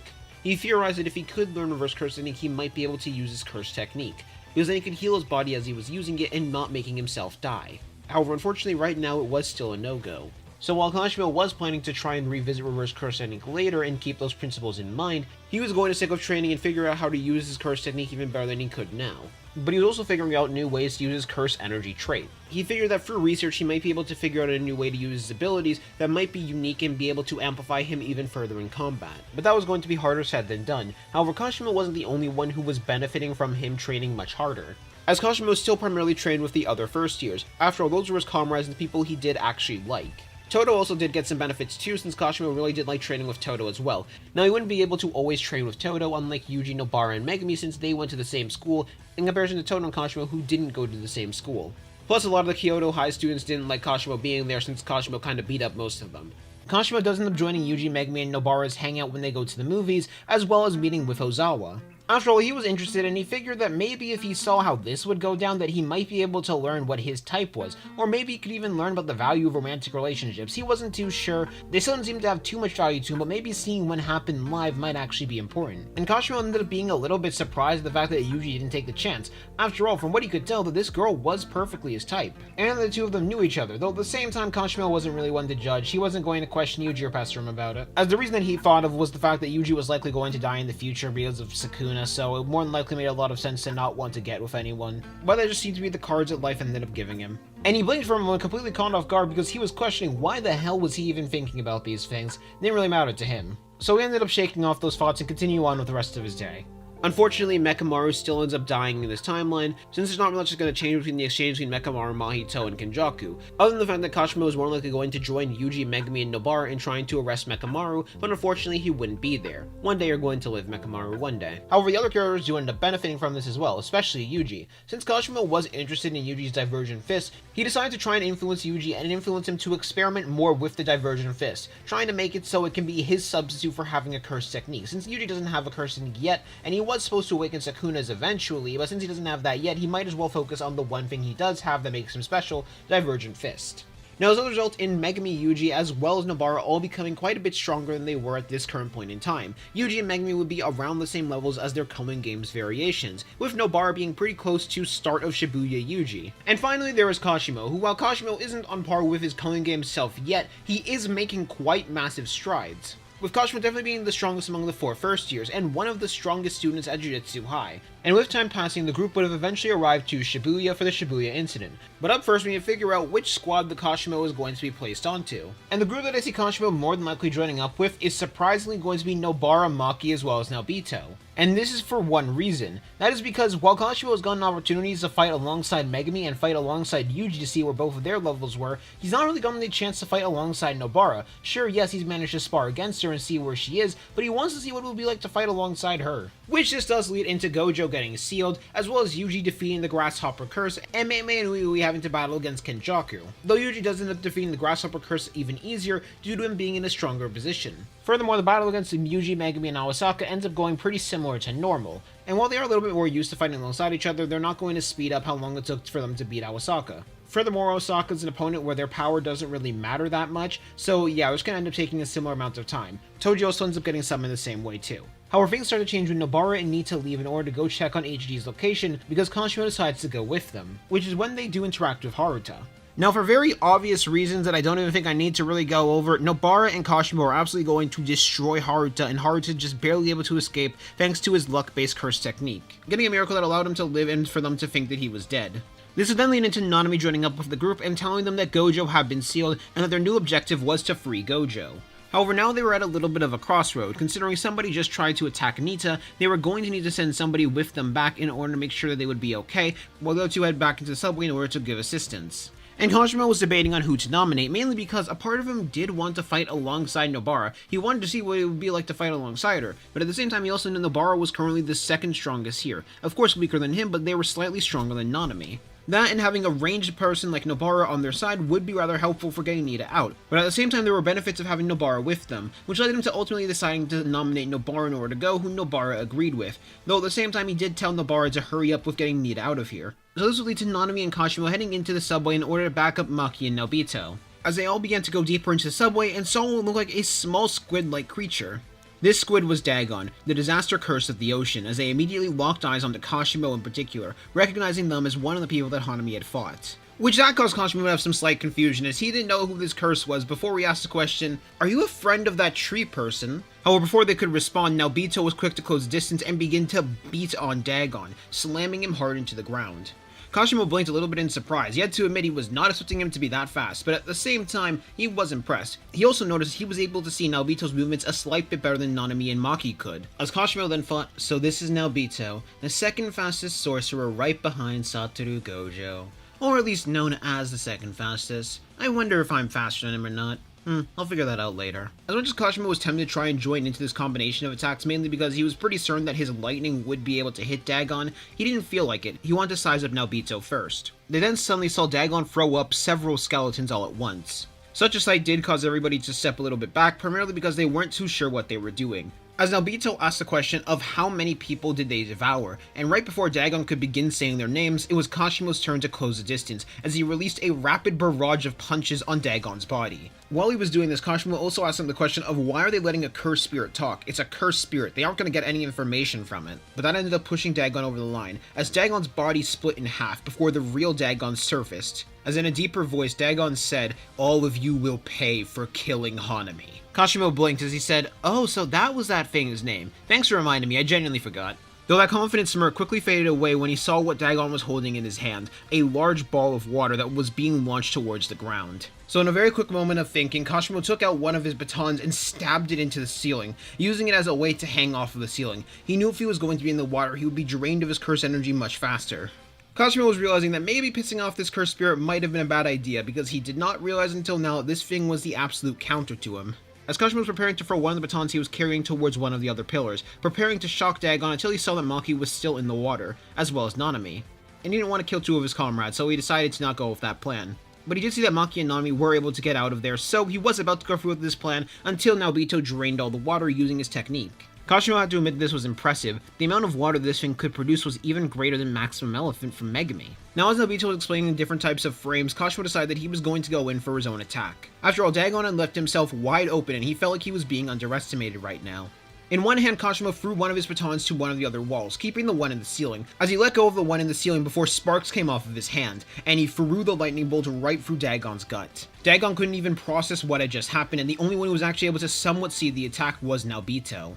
Meanwhile, Kashimo's two batons in the background were also charging up electricity as well. As Kashimo said that while Naobito might have the fastest curse technique, there's no way in hell he has the fastest attack. As Kashimo then rushed in towards Dagon with Nanami. Kashimo landing a punch on Dagon's back while at the same time Nanami landed a ratio blow on their back. Both of them had to acknowledge how resilient this cursed spirit was, as while Dagon was trying to heal away the wound that was now in his stomach since they did make a pretty big hole, he was still able to deal with those two blows. But Kashimo knew that if he built up enough damage on Dagon, then he would be able to fire even more lightning and finish him off. Kashimo's lightning was their best chance at figuring out how to take out Dagon. Furthermore, Dagon also felt the stun of Kashimo's electric curse energy. This allowed Maki to land her blow with her staff, and Naobito to follow up quickly by activating his curse technique on Dagon. As now Dagon was being comboed around, Naobito and Kashimo were their primary problems. A mix between Kashimo's stun as well as Naobito's speed made it very hard for him to be able to do anything. Whenever Dagon was about to attack, Kashimo stunned him, and whenever he wasn't being stunned, he was being trapped by one of the frames. It didn't help as well that Maki as well as Nanami were both there in order to add additional pressure to them. As Dagon then attempted to put his hands together, he was preparing to activate his domain expansion, something he felt he should have done from the very start, but he still had enough time. He still felt that he had enough time to win this. However, before Dagon could get that chance, two very powerful lightning bolts went through his arms as well as his stomach. Those being the baton from the ceiling as well as the baton on the wall. Under a normal circumstance, Kashimo would not have been as much on guard for someone to be able to activate their domain, but Dagon was the exception, purely because of the fact that Dagon wielded a domain expansion that would be around the counter to his curse technique. He knew if he allowed Dagon to use his domain expansion, he would be dead. So as a result of that, he was much more focused on killing Dagon than he would be normally, where normally he would be trying to enjoy the fight. This time he wanted Dagon dead. Unknowingly, this also allowed Kashimo to counter the creation of the sigil as well, preventing Dagon completely from making a domain expansion. However, the apex of pressure was achieved once Nobara and Megami both arrived in order to offer backup to everybody. And with the combination of all of them fighting against them at once, Dagon ultimately reached his end, being killed and eliminated by the group of 6 sorcerers, with little to no damage actually happening to them thanks to how fast they were, especially with Kashimo really wanting to make sure that Dagon was dead before he could even do anything. And Megami, funnily enough, also understood why, because of how much Kashimo really tried his best to make sure Max Elevant was always out of the picture. However, this did have an unintended side effect, as another person entered into the room. That person being Toji Fushiguro, though it wasn't truly him, it was more like he was a zombie, programmed in order to fight the strongest person around. However, this time around, another thought came to Toji and his programming, as he then decided he was going to fight all of them at once. While Naobito or Kashimo were the clear strongest here, the rest of them weren't weak by any means either. In fact, they were all pretty close to each other in terms of level, with Kashimo being at the strongest in terms of power, and Naobito being the strongest in terms of speed. So rather than his initial opening attack being him throwing Megami out the window, he decided to throw the wall at all of them in order to force all of them out the room and into the open. Though all of them were able to activate their curse energy reinforcement on time in order to reinforce their bodies, but they were all caught off guard. What the hell just caused that? They couldn't even sense it. That would require an insanely strong curse energy reinforcement, and yet there was nothing. Either someone was this good at being able to hide and cloak their curse energy that none of them could sense it while also releasing this amount of strength, or this person didn't use curse energy and was just that physically strong, which that might be possible too considering Yuji. And Jogo was about to enter into this battlefield as well, but considering what he had just seen in physical feats, he felt it might be best to let these two parties fight each other out, because no matter what, someone was going to be tired, and he would take out the person who lost after. Even though he was angered out of his mind considering what had just happened to Dagon, he wished he had gone here earlier, because maybe if he did, Dagon would still be alive, but that was just how fate was. Though he was snapped out of those thoughts quite fast as he sensed another finger of Ryoma and Sukuna being fed to Yuji Itadori, as he rushed over to Yuji Itadori's direction while Toji began to face off against his 5 opponents. As Naobito then said out loud, "Toji Zenin." Will the 5 sorcerers be able to defeat against the one freed from the chains of curse energy? Kashimo, Megami, Nobara, Naobito, and Maki were all preparing to face off against their opponent, the ghost of the Zenin, Toji Fushiguro. However, before any of them could notice, Maki suddenly realized that her spear was gone. During the time they were all knocked away outside, Toji had stolen her spear. As Naobito then explained to them that they could not underestimate Toji for 1 minute. This man had the power to wipe out the Zenin clan at any point he wanted to, he just simply chose not to. Upon hearing that, an excitement began to boil inside of Kashimo. After all, he did have to admit he really wanted to fight this guy now. He had no idea who he was, but he could tell he was definitely powerful. Though for some odd reason they looked a lot like Megami, which he really couldn't figure out why. Doesn't matter, he was still determined to punch him in the face no matter what. Toji was taking his time to analyze between the opponents. He was trying to figure out who was the strongest among them. He came to the decision that the strongest among them was either Naobito Zenin or Kashimo Hajime. But he decided he was going to go for Naobito first, primarily due to his speed advantage. Or at least that was what he was initially planning until Kashimo jumped in front of him and took out his bow staff, landing crackling off the bow staff as he attempted to slam it right into Toji. And while Toji was able to block it with his spear with relative ease, at the same time he still felt the small amount of stun from Kashimo's electricity. However, the stun didn't hinder him that much, allowing Toji to have an opening and kicking Kashimo in the chest. However, while Kashimo was sent flying, out from the corner of Toji's eyes, 3 nails were sent towards his back. He used the spear in order to deflect 2 of them and caught 1 of them. But as he caught it, Nobara snapped her fingers, activating Hairpin. As the curse energy attempted to try and stab at Toji's head, but Toji was able to move his head out the way, just narrowly dodging it. While Kashimo was being sent backwards, he decided to pass his bow staff over to Maki, telling her that he wanted this back later. Megami and Naobito both followed up in the next attack, as Megami made a hand sign to allow Nue to appear, with Nue leading the charge. But Naobito took advantage of this chance and attempted to place a hand on Toji, trying to use projection sorcery to stun Toji so Megami could land this attack. Unfortunately, Naobito underestimated the speed of the ghost of the Zenin, as Toji moved out the way, dodging Naobito's strike while at the same time grabbing Nue and throwing Nue into Naobito. And his movement seemed so effortless, so flawless, almost like he was moving on instinct. Kashimo considered something for a second, if this is the battle that he would use his curse technique in. Toji was simply an incredibly strong opponent. A smirk rose onto Kashimo as he thought to himself, hell nah, not right now. He had just started the fight, he was a little bit disgusted at himself for even thinking about trying to use his curse technique like that right now. As he gave a gaze, almost like it was a glare to Megumi, basically telling him, don't you dare, with Megumi responding to that with a nod. Of course the two of them knew what that meant, but the others really were not aware. As Toji's eyes moved to Megumi for a second and he tilted his head, there was something odd about this kid. He wasn't sure why, but they felt familiar. It was almost like a small part of Toji's soul was trying to reach out upon seeing that boy.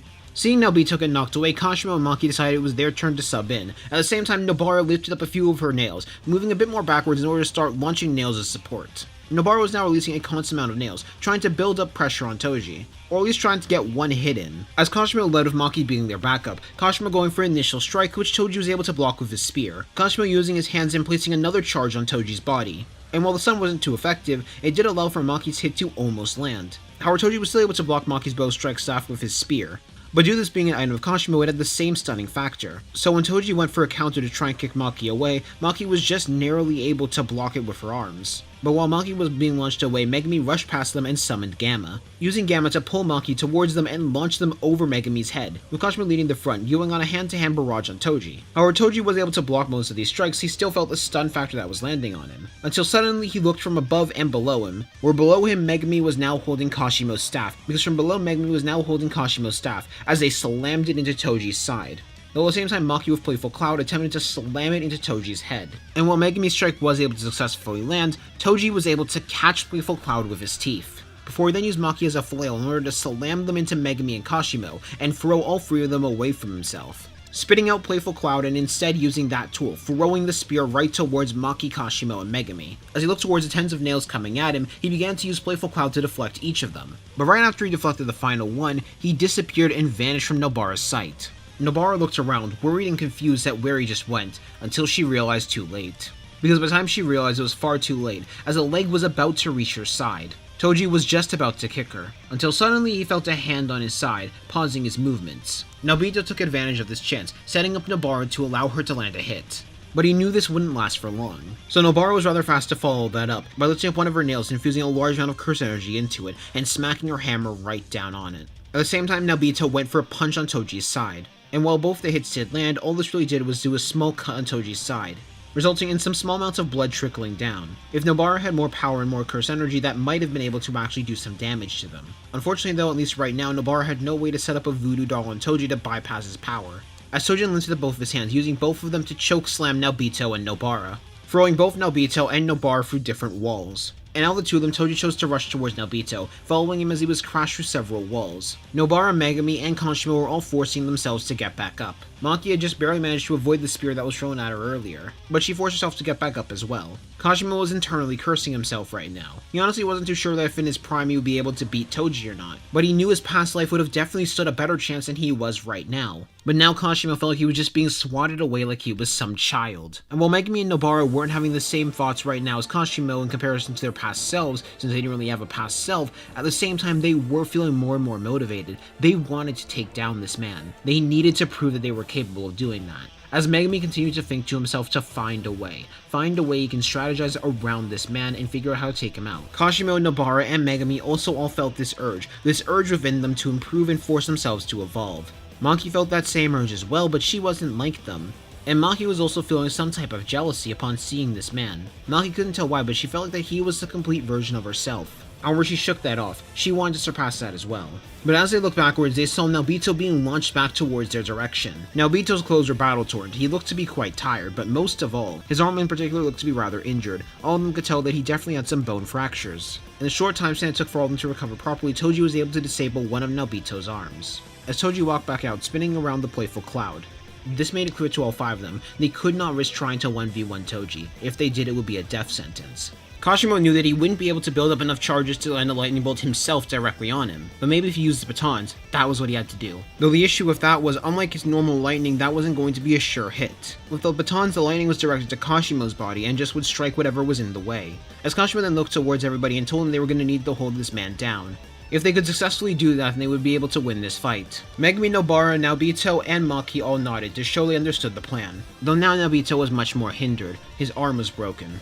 and the lack of usage of that arm heavily hindered his speed. Naobito hated this, but he knew he was going to have to rely on these kids to even stand a chance at victory. Kashimo's curse energy then began to flare up, as lightning crackled across his body. Nobara jumped backwards, taking out tens of her nails at once. At the same time, Megumi, Maki, Naobito, and Kashimo all began to lead the charge, Megumi making the hand sign for rabbit escape, releasing a large wave of rabbits in order to cloak everybody's appearance and make it harder for Toji to track where they were. This wasn't too much of an issue for Toji as he focused some of his physical force into the ground, causing a large part of the ground to shatter and several parts of rocks going after several of the rabbits. But it was more than enough time for both Maki and Kashimo to get in and land a strike on Toji. And while Toji was able to dodge Maki's strike, he ended up having to block Kashimo's bow staff, and the shock rippled through Toji, holding him down for a couple of seconds. Kashimo was focusing even more curse energy than he would normally to make sure the sun could be as strong as possible, rather than just a passive effect. He was pushing himself to evolve as best as he could. Both Kashimo and Maki suddenly jumped back, as Toji looked up and saw a massive elephant crash down towards him and land on top of him. Megumi was now standing on Nue, and while Toji was still a bit stunned, he was able to catch the elephant and then throw it right back towards Megumi. Though right after that throw, Naobito landed a hand on Toji, using his curse to stun him for another second, giving just enough time for Nobara to launch out 2 nails and activate Hairpin, resulting in both of the nails stabbing at Toji's body. And while both of the nails did successfully stab through Toji, it wasn't long until they were healed off as Naobito jumped back. Or at least he attempted to jump back until Toji grabbed him by the leg. The second he had a hand on Naobito, he used Playful Cloud in order to smack him, smacking Naobito's rib and breaking one of them. And right as Toji was about to follow that up by rushing towards Naobito, Kashimo got in the way, intersecting the attack and blocking it with his bow staff, as another shock was sent through Toji's body. Before Kashimo then yelled out that now was the time. They had to put pressure on him, and now. Nobara, Maki, and Megumi all understood the plan, as out from the shadows a frog tongue came to wrap around Toji's arm, while at the same time Nobara launched out several of her nails, aiming to stab Toji several times in the back to try and hinder his movement just a little bit. Finally, Maki rushed towards them as well as she grabbed onto his other arm, with Kashimo activating one of the batons as he lifted up his hand towards Toji's chest. But Toji was able to see what was coming before it even activated, sensing the disruptions in the air. So sensing the nails coming towards him, Toji grabbed onto Maki and threw her towards the direction of the nails. In that same movement, he threw Megumi towards Kashimo to direct him away from himself. And finally, while he was able to move out of the way of the lightning striking him, it did graze his side, causing a rather deep burn of the lightning to land on his side, but not putting him down. Kashimo internally cursed himself. He was going to need something stronger to hold down this man. He thankfully still had one more baton left. Maybe if he were to directly hold on to Toji and grip onto him, then that might give them a chance, but even then that would heavily put his life on the line. There was a pretty good chance that Toji would be able to kill him before he could activate the lightning bolt. As Toji looked over to Megumi just for a moment, and there was something odd in Toji's gaze, something that Naobito was able to notice. As Naobito began to laugh before saying, "That's right, that's your kid, Toji, the child of the ghost of the Zenin, or should I be calling you Toji Fushiguro?"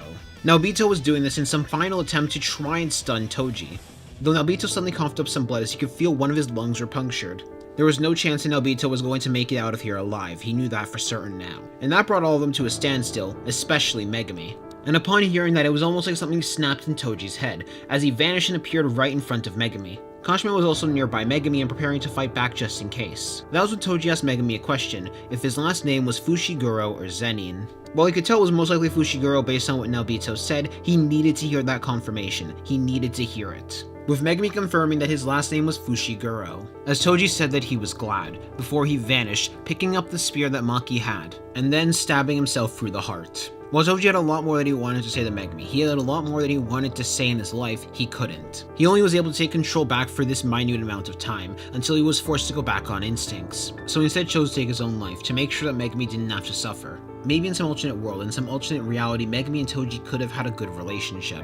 Maybe Toji could have been there for Megumi, but sadly this would not be that reality, as Toji's lifeless body fell to the ground, and all of them were on guard and sort of just confused at what just happened. Why did that man just end his life? Though Naobito told them that he didn't have to worry anymore. Toji ended their lives to save his son, which did allow them to slightly drop their guard. Of course, they were still in the war zone that was Shibuya, but it did help them a little bit. And as they were beginning to move, Naobito decided to tell Megumi something, that Megumi was going to be the next head of the Zenin clan. It was part of the deal that himself and Naobito made, where if Naobito were to die, Megumi would take on the role as the head. Naobito also explained that of course the Zenin clan were not going to be okay with this, and were more than likely going to plan a coup against him, so he would have to be careful. However, the damage and injuries they all took from this battle was relatively minor. Of course they were all quite bruised, but at the same time none of them took that heavy damage. Aside from Naobito, who had taken very heavy damage, resulting in Maki deciding that she was going to bring him back. Or at least try to bring him back to Shoko on time to try and save his life, as Kashimo headed back inside and picked up both of his batons. before returning back to the others in order to just give them a small amount of time to have a breather. After all, they did just have a lot of information revealed to them, but they were going to need to continue no matter what. They needed to unseal Satoru Gojo. That was their mission. Though in the distance, all of them suddenly sensed something. A large eruption of curse energy that belonged to Ryoma and Sukuna. But more importantly, it was expanding in all directions. A domain expansion. With no opponent left to fight and Sukuna's time running dry, Sukuna decided he was going to leave one last gift for Yuji Itadori, making a domain expansion of 140 meters and wiping out 140 meters of Shibuya, before returning control back to Yuji and allowing him to have one final look at this meaningless destruction, done purely for Sukuna's own enjoyment. Yuji was sitting down the destruction that was caused in Shibuya, caused by Sukuna, not for any reason of self-defense, not for any reason of battling against a strong opponent, but purely for fun and enjoyment. As thoughts began to course through his head, two thoughts in particular. Why? Why was he still alive despite all of the pain that he had caused? But more importantly, how? How did all of this happen? From what he had remembered, he won that battle against Choso, and yet, that final burst of pain, how was he defeated? As we now go back to the start of Shibuya, of Yuji entering into the subway station to battle against Choso. Once Yuji landed inside of the subway, he lifted up both of his arms, blocking a piercing blood, but even though he had managed to block it, it still most certainly hurt. It wasn't the hardest bullet he had ever taken, but it still hurt nonetheless. And while Yuji was slightly worried about this person at first, he heard a voice from Mekamaru, telling him that he should be able to take him on so long as he is careful. For now, he's going to conserve power in preparation for if they have to battle against Mahito, or any of the other disaster curses, though he did also warn Yuji to be careful of his ranged abilities. That is where he specializes. This then led into Yuji and Choso conversing for a couple of minutes, and Yuji more importantly finding out that this man was the brother to the two other people that he and Nobara had killed so long ago, or at least what felt like a long time to him, telling Choso that they cried when they died. As Choso focused, preparing to activate Flowing Red Scale, while at the same time curse energy flared up around Yuji's hands, preparing to battle, remembering all the tactics he had put in, all the skills he had learned on how to make the Divergent Fist better after what Kashimo had told him and how much Kashimo had hammered it into him. He was going to get past him and get to Gojo no matter what. As the battle immediately started off with Choso firing out a piercing blood, with Yuji ducking underneath it and beginning to move out the way. As he was moving out the way, he was able to figure out quite fast that while the piercing blood's initial burst is rather fast, the piercing blood after the initial burst is rather slow in comparison. Right now, he felt that it had a small chance at hitting him so long as he wasn't careful. Choso could also sense it right off the bat. No wonder his brothers died to this man. He was incredibly impressive. Just based off curse energy reinforcement and that physical strength and speed, he was pretty certain that getting close to him would be a death sentence, because he was going to need to focus mid to long range no matter what. Even letting him get close to him for a second would be death, but that was more than fine by him. As Choso then released a large wave of blood right out from his body, one that surpassed what would be capable for a normal human. It even confused Yuji for a couple of seconds. Choso took advantage of this confusion by launching that massive wave of blood right towards Yuji. And while Yuji was mostly able to dodge, some of that blood did end up getting on his hand, though he was able to see that this blood attack was much slower than the previous ones. Choso then compressed the blood around Yuji's hand, trying to hold him still while using his other hand to manipulate the blood all around them, turning that blood into arrows and launching them each at Yuji. As Yuji began to weave around each of the blood arrows coming towards him, dodging most of them, however one of them was able to get rather close to his hand, landing a small cut on his hand, the same hand that Choso had covered with blood earlier. Before the blood then began to pull Yuji down towards the ground, or at least attempt to, as Yuji tried to get the blood off of him. While he did succeed, it was a little bit too late, as he lifted up one of his hands to block a piercing blood coming right towards him. The piercing blood pushing Yuji back as he reinforced his body with curse energy. Under normal circumstances, he would have been poisoned by this point. However, thanks to being capable of holding the King of Curses within his body, he was immune to any and all poisons. And as the beam was continuing to fire on him, Yuji spun around, dodging the rest of the beam's attack, before he made a large leap. Even his speed with jumping was rather impressive, as he closed the distance between himself and Choso rather fast, before Yuji aimed to blow down on Choso's body. However, Choso lifted up some of the blood, manipulating it in order to try and create a shield, using the small delay in order to move out of the way, just barely dodging Yuji's blow, before some of the blood began to compress around Yuji, creating 3 small orbs as they all exploded, using the supernova on him at a rather close range. But Yuji was able to reinforce the curse energy around his body and use it to protect himself, but instead of moving backwards, he moved forwards, rushing right towards Choso and landing a punch on his gut. While Choso was expecting immense physical force, this far surpassed what he was initially expecting, as that punch alone was enough to send Choso skidding back a couple of feet, but Yuji wasn't done yet. Choso was then forced to activate Flowing Red Scale Stack. He didn't think he would need to go that far, but he could tell already that this man was not someone he could underestimate.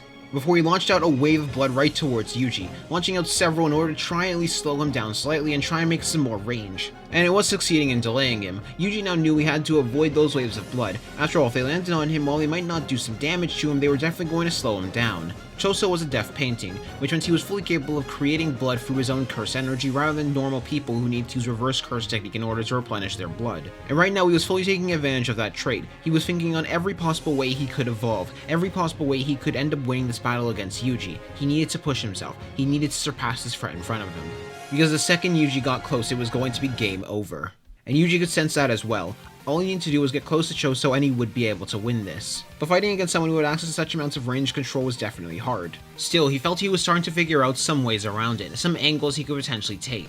As Yuji then ducked underneath one of the waves of blood, placing both of his hands into the ground and launching a part of the ground right towards Choso. Choso then changed his tactics. Instead of sending waves of blood, he clamped his hands together, sending out another piercing blood and sending it right through the tile. That was exactly what Yuji wanted. As Yuji rushed for Choso's left side and landed a punch right on his side, causing Choso to cough up a little bit of blood, but he wasn't done yet, as Yuji then moved his hand towards Choso's face, going to land a punch on it until suddenly Choso felt a second impact land on his side, causing a delay to happen and Choso to not be able to properly block the punch coming for his face, causing Choso to crash right through the wall. And right as Yuji was about to rush towards Choso to continue on his barrage, he suddenly saw around them a total of 6 of the supernovas rise up. Each of the waves of blood that Choso had launched out earlier had now compressed, before each of them activated, landing 6 supernovas right on Yuji's body, causing some damage, but it wasn't enough to stop Yuji, as Yuji rushed towards the hole in the wall, seeing that Choso was still awake. But as he rushed right towards Choso's direction, he ended up seeing a piercing blood get launched right towards him again.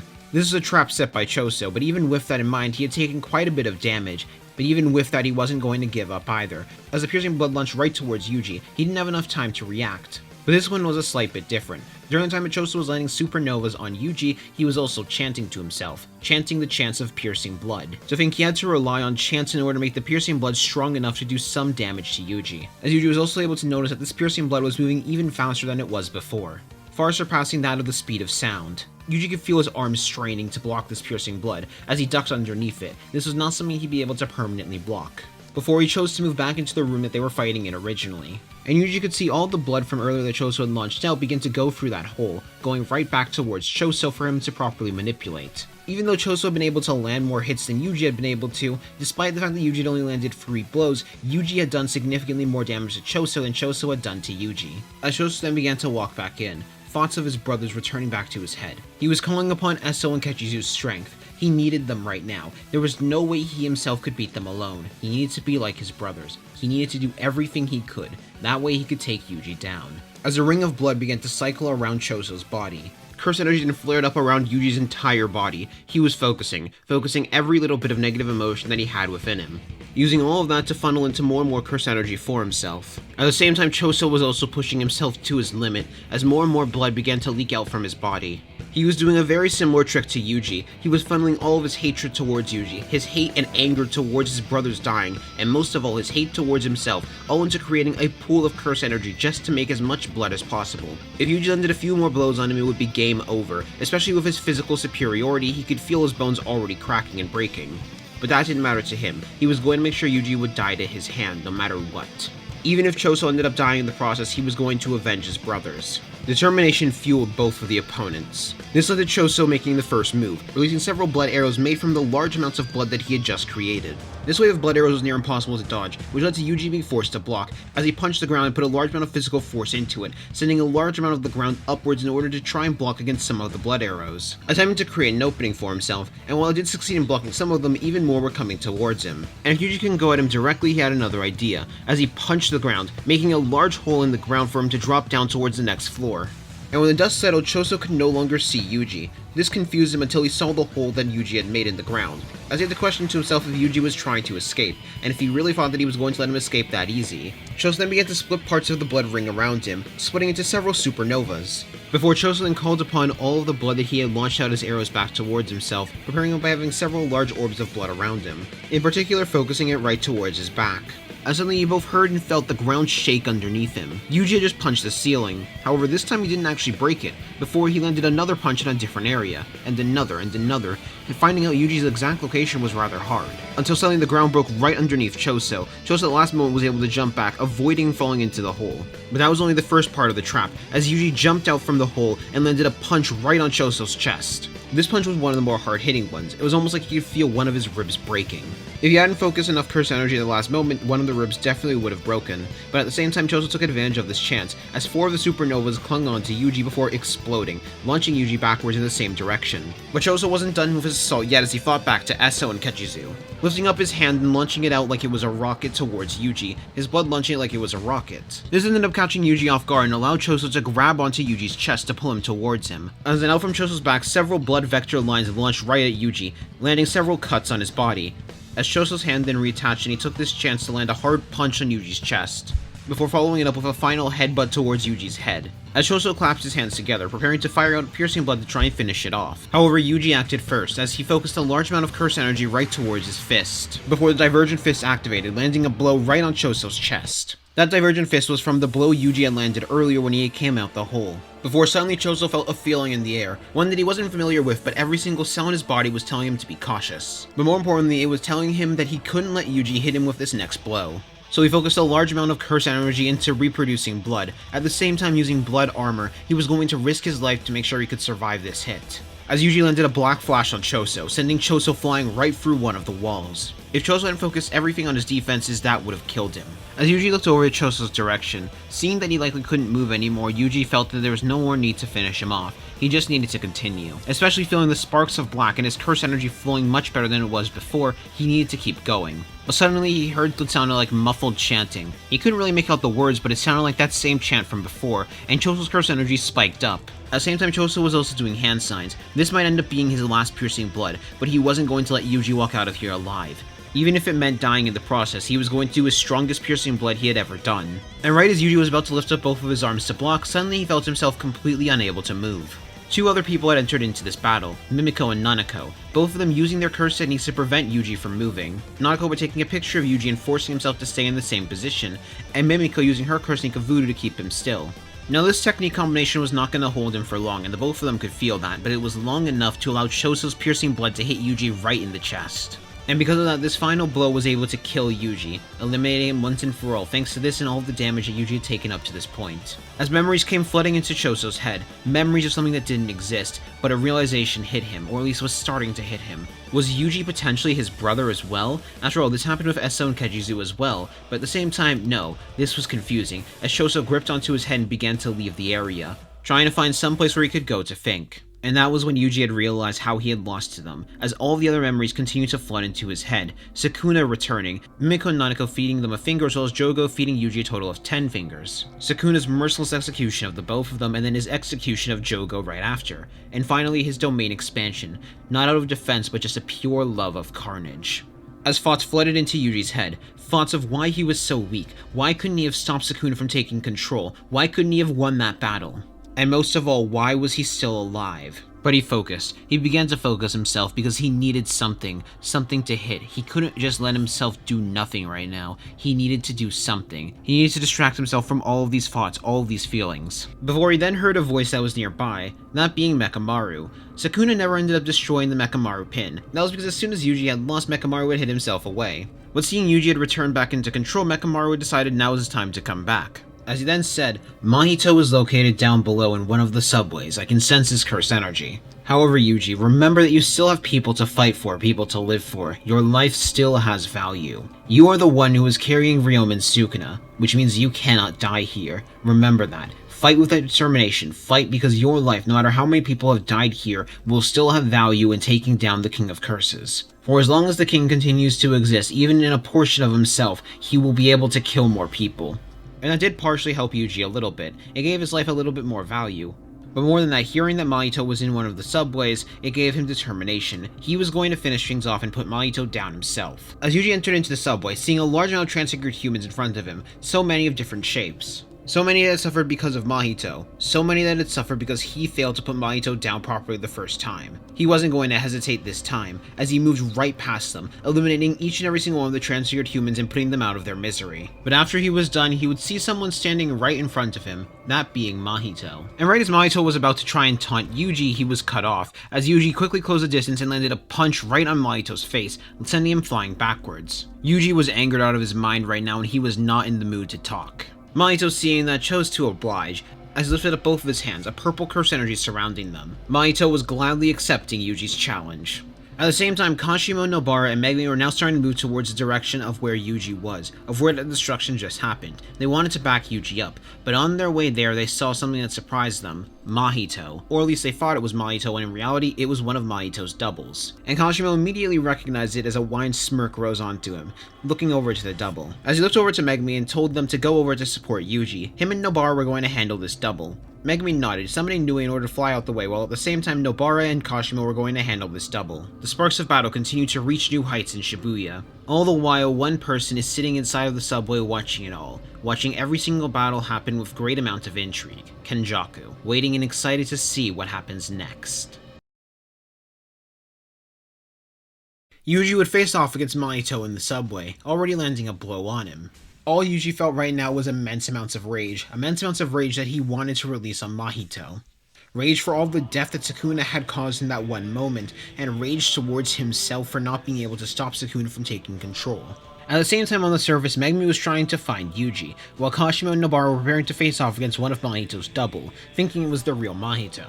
Both battles began right at the same time, with all the opponents rushing towards each other. As Mahito that was facing off against Yuji lifted up two of their transfigured humans, releasing them and changing their shape and form into that of a worm to attempt to slam into Yuji. But Yuji was quick to jump over the worm, focusing a large amount of curse energy towards his fist, even greater than what he was using against Shoso, before punching the massive conglomeration of flesh, launching it as well as Mahito through the floor. As Mahito blinked, he was caught off guard by that sudden burst of power. And Mahito was near certain of this now. He had to make sure that Yuji wasn't going to get anywhere close to him, as Mahito hopped out from the worm right before Yuji had landed and gone right through it. Mahito then lifted up both of his arms, shapeshifting them both to be like machine guns, and now starting to rapid fire several transfigured humans right towards Yuji's direction. Yuji began to duck and weave around each of them, and the ones that got close he deflected right back towards Mahito's direction. And what felt like no time at all, Yuji managed to close the gap between Mahito and himself, before landing a punch right on Mahito's face that sent Mahito flying back a couple of feet. However, it wasn't hitting as hard as he was expecting, as Mahito smirked a little bit and said, "If you're going to use divergent fists against me, you might as well not bother. I'm aware of your abilities now." After all, we felt that hit was not as powerful as Yuji should have been, so if Yuji was using the divergent fist, it would make a lot of sense. But mid-sentence, Yuji closed the gap again, landing a punch this time on his stomach at that same level of power, which caused Mahito to cough up a little bit of blood, before he refocused himself and at the last moment he was able to block a third blow from Yuji. But even though he was capable of blocking that blow, Yuji was quick to follow that up with another, aiming the punch this time to his side, before Mahito opened his mouth as a spike rose out trying to impale Yuji, but Yuji was able to duck underneath it and uppercut Mahito hard in the jaw. At the moment that he made contact with the jaw, that blow was much harder. However, at the same time, Mahito felt pain all across his body. Pain on his arm, pain on his side, pain on his stomach, and most of all pain on his face. Mahito had realized now Yuji was able to use his divergent fist several times in one move. While Mahito was already certain about it before, he was even more certain now. He couldn't risk Yuji getting close to him for even a moment. As he thought for a moment on how did Yuji manage to get this strong? Sure, Mahito had predictions for how strong he was expecting Yuji to get, but it wasn't this far. But Mahito shook it off. So long as he kept his range, he felt he still had a good way to win. Plus, he knew Yuji still most definitely had a weakness. He was still way too human. Something Mahito knew he could most definitely take advantage of. Mahito locked eyes with Yuji for a second, before he decided to wave to him and start to run away. As he was running, two massive pillars made out of human flesh launched right towards Yuji, trying to keep a distance between the two of them. And that made Yuji blink a little bit in confusion, but he wasn't going to stop now, ducking underneath the first pillar before lifting up his hands and catching the second one, before punching it and launching it right back towards Mahito's direction. Meanwhile, Kashimo and Nobara were preparing to face off against the double of Mahito. Kashimo and Nobara had a rather simple plan. Kashimo was going to paralyze Mahito repeatedly and allow Nobara to land some openings. Ever since the battle against Mahito, they had been speculating about how they could hit him. From what they knew, Kashimo and Megumi had no chance to be able to hit them. However, Nobara might have had a chance at this, which led to Kashimo quickly closing the distance. This speed that they had access to even surprised Mahito, as Kashimo closed the distance with the double, landing a palm strike right on their chest. It wasn't the power that was an issue for him, no, it was the electrical properties of Kashimo's cursed energy. While Kashimo wasn't capable of physically hurting Mahito, that stun factor was going to matter to him no matter what. After all, it didn't target one small part of the body but the full body itself. As Mahito then lifted up his hand, attempting to extend it heavily into that of a spear, but Kashimo was able to slide underneath it and palm strike Mahito again. Kashimo would be able to dodge Mahito under normal circumstances, but with this both being a clone and Kashimo's stun ability, it was helping even further. Before Kashimo spun right around Mahito and landed a kick right on the back of his head. As Kashimo then said, "It's a shame really, Yuji won't be able to kill you himself. As much as I would normally keep you alive for that, you're a bit too much of a threat to risk that." And with that kick to the head, he jumped backwards, as Nobara took her turn to strike. As Nobara closed the distance while activating resonance on her nail, slamming it right into Mahito's stomach.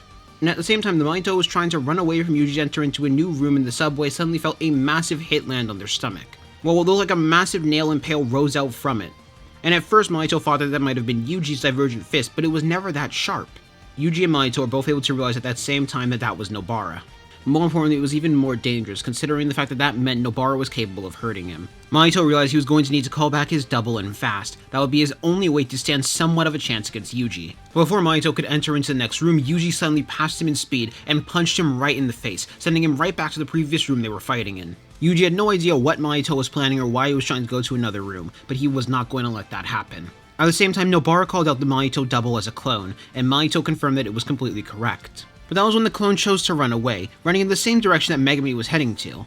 Or at least he tried to, until Kashimo closed the distance and stopped him, kicking Mahito right back towards the direction of Nobara. In terms of physical stats amplified by curse energy, Kashimo and Yuji were near equals. And while Yuji definitely had the harder punch, Kashimo was the faster between the two of them. And Nobara was already preparing another nail with resonance, while at the same time Yuji was preparing to land his next punch. Which led to the double having to act fast. The double knew that if they got hit by Nobara's blow, it would end up sending damage back to the real Mahito, and it would make things even worse for him when he's battling against Yuji. Which led to the double having an idea, and either way this was going to hurt Mahito, but it wouldn't hurt him as bad as getting hit by another one of those resonance. Cause right when the resonance nail was an inch from the clone's body, the clone exploded.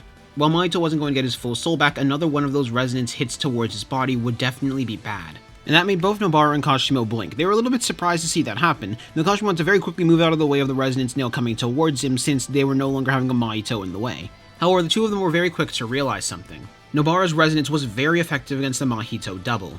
So without a moment of hesitation, Kashimo quickly picked up Nobara and started to run right towards Yuji's direction. Which at first caught Nobara off guard, but Nobara continued to guide him, confirming that Mahito was also there.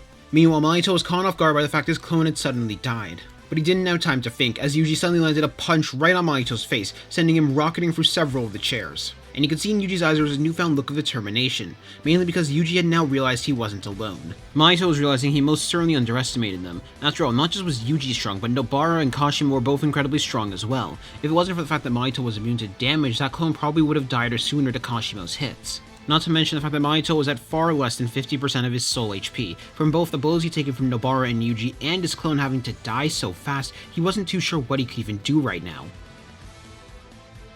When he measured it more properly, he was closer to somewhere around 30% of his soul HP, maybe even lower. And he hadn't even landed a single blow on Yuji. Thoughts were racing through Mahito's head. He was trying to think, what could he do? What could he do to win this fight? And a thought came into Mahito's head for a second. Sure, he'd gotten close to death several times, but not against every single opponent. He never always had a chance for inspiration. That was because of his ability to make himself immune to all damage, done by reshaping his soul. But as a result of that, the only times where he really needed to adjust his combat style to make himself be able to fight someone who could hit him was Yuji. That must have been a crutch for him. Maybe, just maybe, if he didn't have that ability, he would have been able to get even stronger before Shibuya. Maybe he would have been able to motivate himself more in the midst of combat to create more things on the verge of death. Mahito still also had several transfigured humans with him as well. Humans that he was keeping in storage to maybe use against Yuji, but he felt that none of this would be enough. Especially with the knowledge that Kashimo and Nobara were on their way as well. And Megumi Fushiguro, the one who wielded a domain. But with desperation came improvement, and most of all, inspiration. All of these thoughts and realizations happened in a total of 1 second, as Yuji quickly closed the distance between himself and Mahito, attempting to land another blow on him. However, before he could, 2 transfigured humans came out from Mahito's mouth, as Mahito activated a life-sacrificing binding vow on them to have them both explode. This binding vow combination was enough to launch Yuji backwards, and give Mahito enough time to prepare for his next move.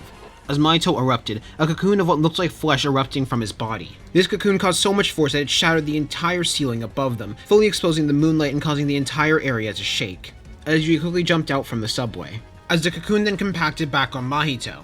And he looked rather different, evolved in a way, more muscular, several scales around his body. Any track you could see was replaced by some black liquid. This was Mahito's true form, created on the brink of death using the humans he still had stored within him to upgrade himself. Amplified by a binding vow to remove one of his own abilities, to remove the ability to change the shape of his soul to not take damage from people that were incapable of targeting the soul, for power, speed, and durability. Now this wasn't the full true core of his soul, he had to use binding vows in order to amplify it to try and reach such a level, but still, Mahito had reached an even stronger point than what he was expecting.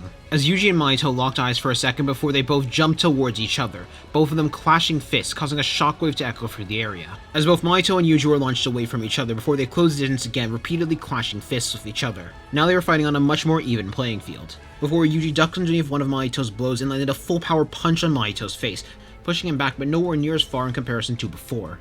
With Mahito lifting up one of his hands and launching at one of his transfigured humans, using it to grab onto Yuji and pull him into a punch, which sent Yuji back by about 3 meters. The two of them were relatively even in terms of power, but Yuji knew he had an advantage if that was the case. After all, between the two of them, Yuji knew he had the superior hand-to-hand capabilities. It was going to be a massive slugfest, but he knew he was likely going to win this so long as he kept pushing forward. But if Yuji could pull off landing a Black Flash, it might be able to weaken Mahito even further. That was what he needed to go for. But Mahito felt it himself. He knew it was possible for him to land a Black Flash. He was going to need to push himself against his opponent. This jump he just did was only to be on the same level and playing field as him. Mahito knew he needed to surpass him, and he was going to do anything he could to surpass Yuji. As Mahito and Yuji were about to rush towards each other again, however, before Mahito and Yuji had closed distance between each other, suddenly a large crash landed on Mahito as well as a massive amount of weight. And Yuji saw something in front of him that caught him off guard. However, it did make him smile a little bit. Megumi Fushiguro had arrived. Megumi was currently standing on top of Inoue. He knew he had to keep a distance between himself and Mahito. After all, if Mahito got close to him, he could touch him and potentially kill him in one blow. However, a Shikigami user like himself, that was no issue, as Mahito slowly began to lift up Max Elephant, or at least he was trying to until suddenly it disappeared. As Megumi flew closer in order to touch Max Elephant and turn them back into shadows, which a sudden weight change ended up catching Mahito completely off guard, and left Mahito open, getting punched in the face by Yuji. Due to catching Mahito off guard, was able to send him flying back a couple of feet. As Megumi flew over to Yuji and asked who this guy was. With Yuji explained this was Mahito in some mutated form. He was much more physically powerful than he was before. However, he feels like if he were to break that armor off of him, he might actually be able to demolish him. After all, when Yuji was fighting against Mahito before he awakened this form, Yuji was already breaking his body and destroying him. Megumi gave them the thumbs up, and he told them that Nobara and Kashimo were already on their way to back them up. Mahito heard that as well, as that made a concern rise onto his face, especially if they were to figure out what he had done in order to make this form as powerful as it was. As Megumi thought what his next move should be for a couple of moments before an idea came, as he lifted up both of his hands and casted his domain expansion. Under normal circumstances, he wouldn't do something so daring against Mahito, but he knew he had one advantage. Mahito was not going to use his domain expansion so long as Yuji was here, which meant Megumi had free reign to use his domain expansion, even against someone who he knew would beat him in a domain clash. And Yuji, seeing that, was definitely able to get an idea of what Megumi was planning. Megumi was about to play the role of support, to try and create a bunch of openings for Yuji to land.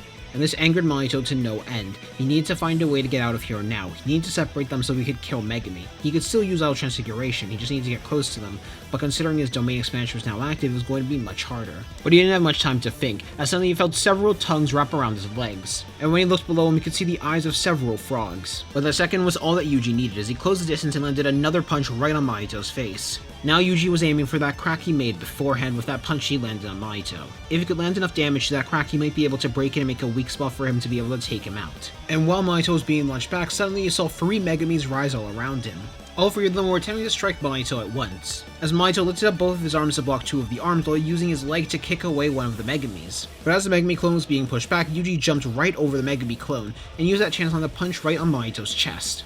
And now Mahito was getting attacked by all 3 sides. He had to deal with 2 Megumis on his sides while Yuji was attempting to rush him, and at the same time the Megumi clone was also joining in with that rush. All the while, the main Megumi was remaining on Inoue, flying in the air and figuring out ways to support. And also analyzing Mahito's body, as there was something quite odd that he was starting to notice. For some reason, Mahito was choosing to block all of their attacks, or at least trying his best to. Now it wasn't a struggle considering he was fighting against 4 opponents at once, but he was still trying his best to block. Based on what he knew, Mahito should likely just only be trying to block Yuji's attacks. After all, it's not like Megumi's attacks would be able to do any damage to him. And at that moment, it clicked for him. Before the 3 Megumi clones then vanished, turning back into shadowy puddles, allowing Yuji and Mahito to go in hand-to-hand clashes with each other. Until suddenly, Mahito felt a massive slash against his back. It wasn't anything too hard, but it still caused a bit of damage, and that confirmed it for Megumi. as now Divine Dog was right behind Mahito as well. Megumi did not have a sure hit with his domain, so he wouldn't be able to hit Mahito normally, as Megumi then explained that Mahito did something to this form to make it so he would take damage from everything normally and not be able to change the shape of his soul, which meant now everything was capable of damaging Mahito. And upon hearing that, a smile came onto Yuji, not because it would affect how he would fight, but because it would affect how everyone else would fight, and it would allow everyone to be able to fight against Mahito. Which, speaking of, suddenly all of them saw what looked like a staff land down from the sky, one that landed right in front of Mahito, as someone landed behind him, as Kashimo moved his hand right next to Mahito's back, with a wide smirk rising on Kashimo as he said, "So this'll hurt you then, right?" Before he discharged the electricity charged up in his baton, releasing a lightning bolt that went right towards Kashimo's hand, and by extension went through Mahito's chest, making a hole go through Mahito's chest as he began to regenerate that part of his body. Though even regenerating something like this would end up taking some time he was not going to have against these three fighters. Wait a minute, someone was with Kashimo beforehand. But he didn't have much time to focus on that, as Yuji rushed right towards him, curse energy surrounding his fist, and more importantly, Mahito could get a feeling in the air. He could sense it. This next bullet Yuji was about to land would be a black flash. However, a moment before Mahito could move to counter, suddenly 3 nails hit Mahito in the back, as Nobara snapped her fingers and activated Resonance, landing another blow on Mahito to weaken him even further, as Mahito was about to turn and look away in order to try and hit Nobara, but his attention was lost for way too long, as Yuji closed distance and landed a black flash right on Mahito's face, completely shattering his armor and sending him rocketing right through the area. This blow was so powerful it even managed to send Mahito out from Megumi's domain, as Megumi then deactivated his own domain, flying down on Nue, and all 4 of them were starting to approach Mahito. Mahito could feel it. This is where he was going to die. However, unfortunately for them, Mahito had a much worse fate in store, as a massive wave of cursed spirits erupted from the ground, going right towards Yuji, Kashimo, Nobara, and Megumi. And they couldn't count how many. It had to be somewhere over 1,000. Until from the ground, Kenjaku rose out as well, as he lifted up his hand right over Mahito and captured him with cursed spirit manipulation. Though Kenjaku wasn't really happy about this either, he was going to need to hold out for just a little bit more time.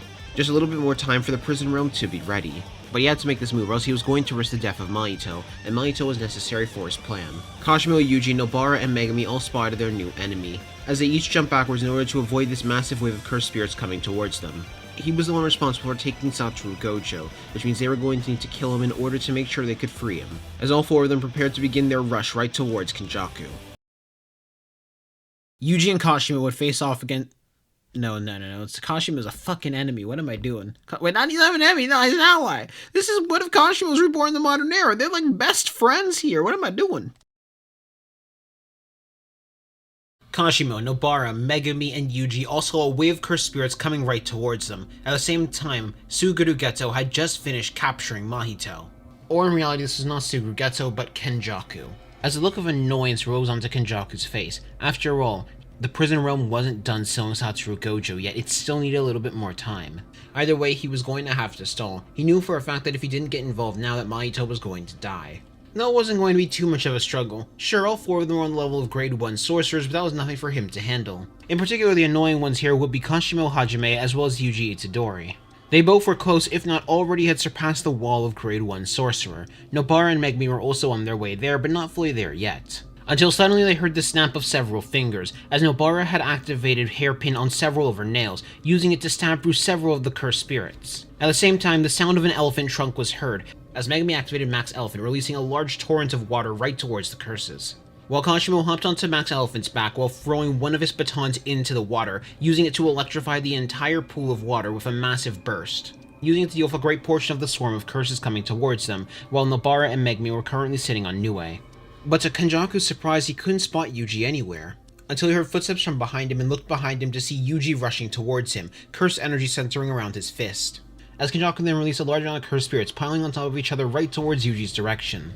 But Yuji's fist clashed right against that pile of cursed spirits, and at the same time it triggered the black flash, as the sparks of black crackled, completely obliterating each of those cursed spirits in a single blow. Not just Yuji still feeling the amp that came from the previous black flash he had landed, but now it was even further. The control of his curse energy was being magnified. And that caused a smirk to rise on Kashimo. After all, he knew one thing about Yuji for certain. When he had landed 2 black flashes, another was destined to follow. Which was when Kashimo jumped off Max Elephant and rushed right towards Kenjaku's direction, focusing curse energy towards his own hands, with sparks crackling off of his body. While at the same time Yuji continued his rush, seeing Kashimo aiming to flank Kenjaku gave Yuji even more confidence. before Kenjaku lifted up both of his hands, sending out several, no, tens of cursed spirit-like centipedes towards both of their direction, aiming to use it as a shield for himself. And where Kenjaku was expecting a black flash to come from Yuji, to his surprise, one had also come out from Kashimo. It was almost like both Yuji and Kashimo had resonated with each other in that moment, allowing that shield that Kenjaku had made of cursed spirits to be completely overwhelmed, but Nobara took her chance as well, launching out one of her nails right towards Kenjaku's direction. At the same time, Nue flapped, landing one of their lightning bolts right onto Nobara's nail in order to amplify its power and electrify the nail, which forced Kenjaku to have to move out of the way. After all, he had already summoned some cursed spirits in order to defend against Kashimo and Yuji, which left an opening for himself, but still, even with that opening being made, he was able to dodge the attack just narrowly. But he did feel a small cut land on his side, which he had to admit he was most definitely impressed by. The fact that they were able to even land that much damage at all was quite impressive and spoke about their skill, but most of all their potential. As Kenjaku then said, "Such a shame that such potential must go to waste. You guys don't need to fight me and die for no reason. If you guys continue, you're all going to die. And that in particular would suck for you, Kashimo, after you figured out a way to come back to life." Which that comment caused a slight bit of hesitation to rise in Kashimo. After all, he had never made that public knowledge. He had only told the people around him. So how did he know? How did this man know unless he had met his previous life? But Kashimo immediately snapped himself out of that focus. That didn't matter anymore. Whoever he was in the past didn't matter. All that mattered now was that he had allies and friends around him and those people he needed to back up. He had been able to see some glimpses of his past life after landing black flashes in the past, and he could see his past life was horrible, but more importantly, it was so incredibly lonely, something he absolutely hated. He didn't want to go back to that. He had gained strength from the people around him, and he was going to make sure that that was going to be the way he kept gaining strength. As Kashimo followed right behind Yuji, both of them moving with a brand new speed they didn't have previously, speeding up to sync with each other. Kenjaku could see the both of them coming, so he released a large wave of cursed spirits right towards them moments before they could make contact with him. An ocean of cursed spirits, mainly some grade 3s but some grade 2s mixed in there, rocketed right towards the two of them. So it was the massive amount that was going to be an issue, but at the same time Kashimo and Yuji both released a punch, and with that punch they both landed a black flash at the same time. A black flash that tore right through that wave of cursed spirits and made an opening for them both to rush towards Kenjaku. Kashimo has so far landed 3 black flashes, Yuji has so far landed 4. But it seems they were preparing to land another one, as their fists got inches away from Kenjaku's face. And off pure instinct in that moment, Kenjaku used anti-gravity, slamming both Kashimo and Yuji into the ground hard. As a smirk rose onto Kenjaku before he began to laugh a bit, as he then said, "I'll admit I'm impressed. You guys managed to even make me use that. Granted, I wouldn't have had to use it if I was thinking normally, but still, the fact you could even push me to think like that at all is impressive." Which also revealed something to all 4 of them in that moment, the fact that Kenjaku was capable of using several curse techniques. As looked over to Nobara, seeing her prepare several of her other nails. Kenjaku was also a little bit impressed with Nobara, he had to admit that. After all, he could see that while Nobara was behind them, she was certainly trying her best to keep up. Maybe if Kenjaku focused on Nobara for a little bit, they'd be able to pull out their full potential and make them equals. But unfortunately for him, he was forgetting about somebody else, that other person being Megumi Fushiguro.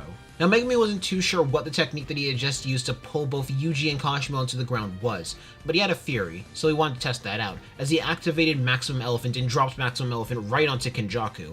And that ended up making Max Elephant go down even harder and faster on him due to the increased amounts of gravity, confirming his theory for Megumi, as Kenjaku's 6-second timer faded on how long anti-gravity lasted for.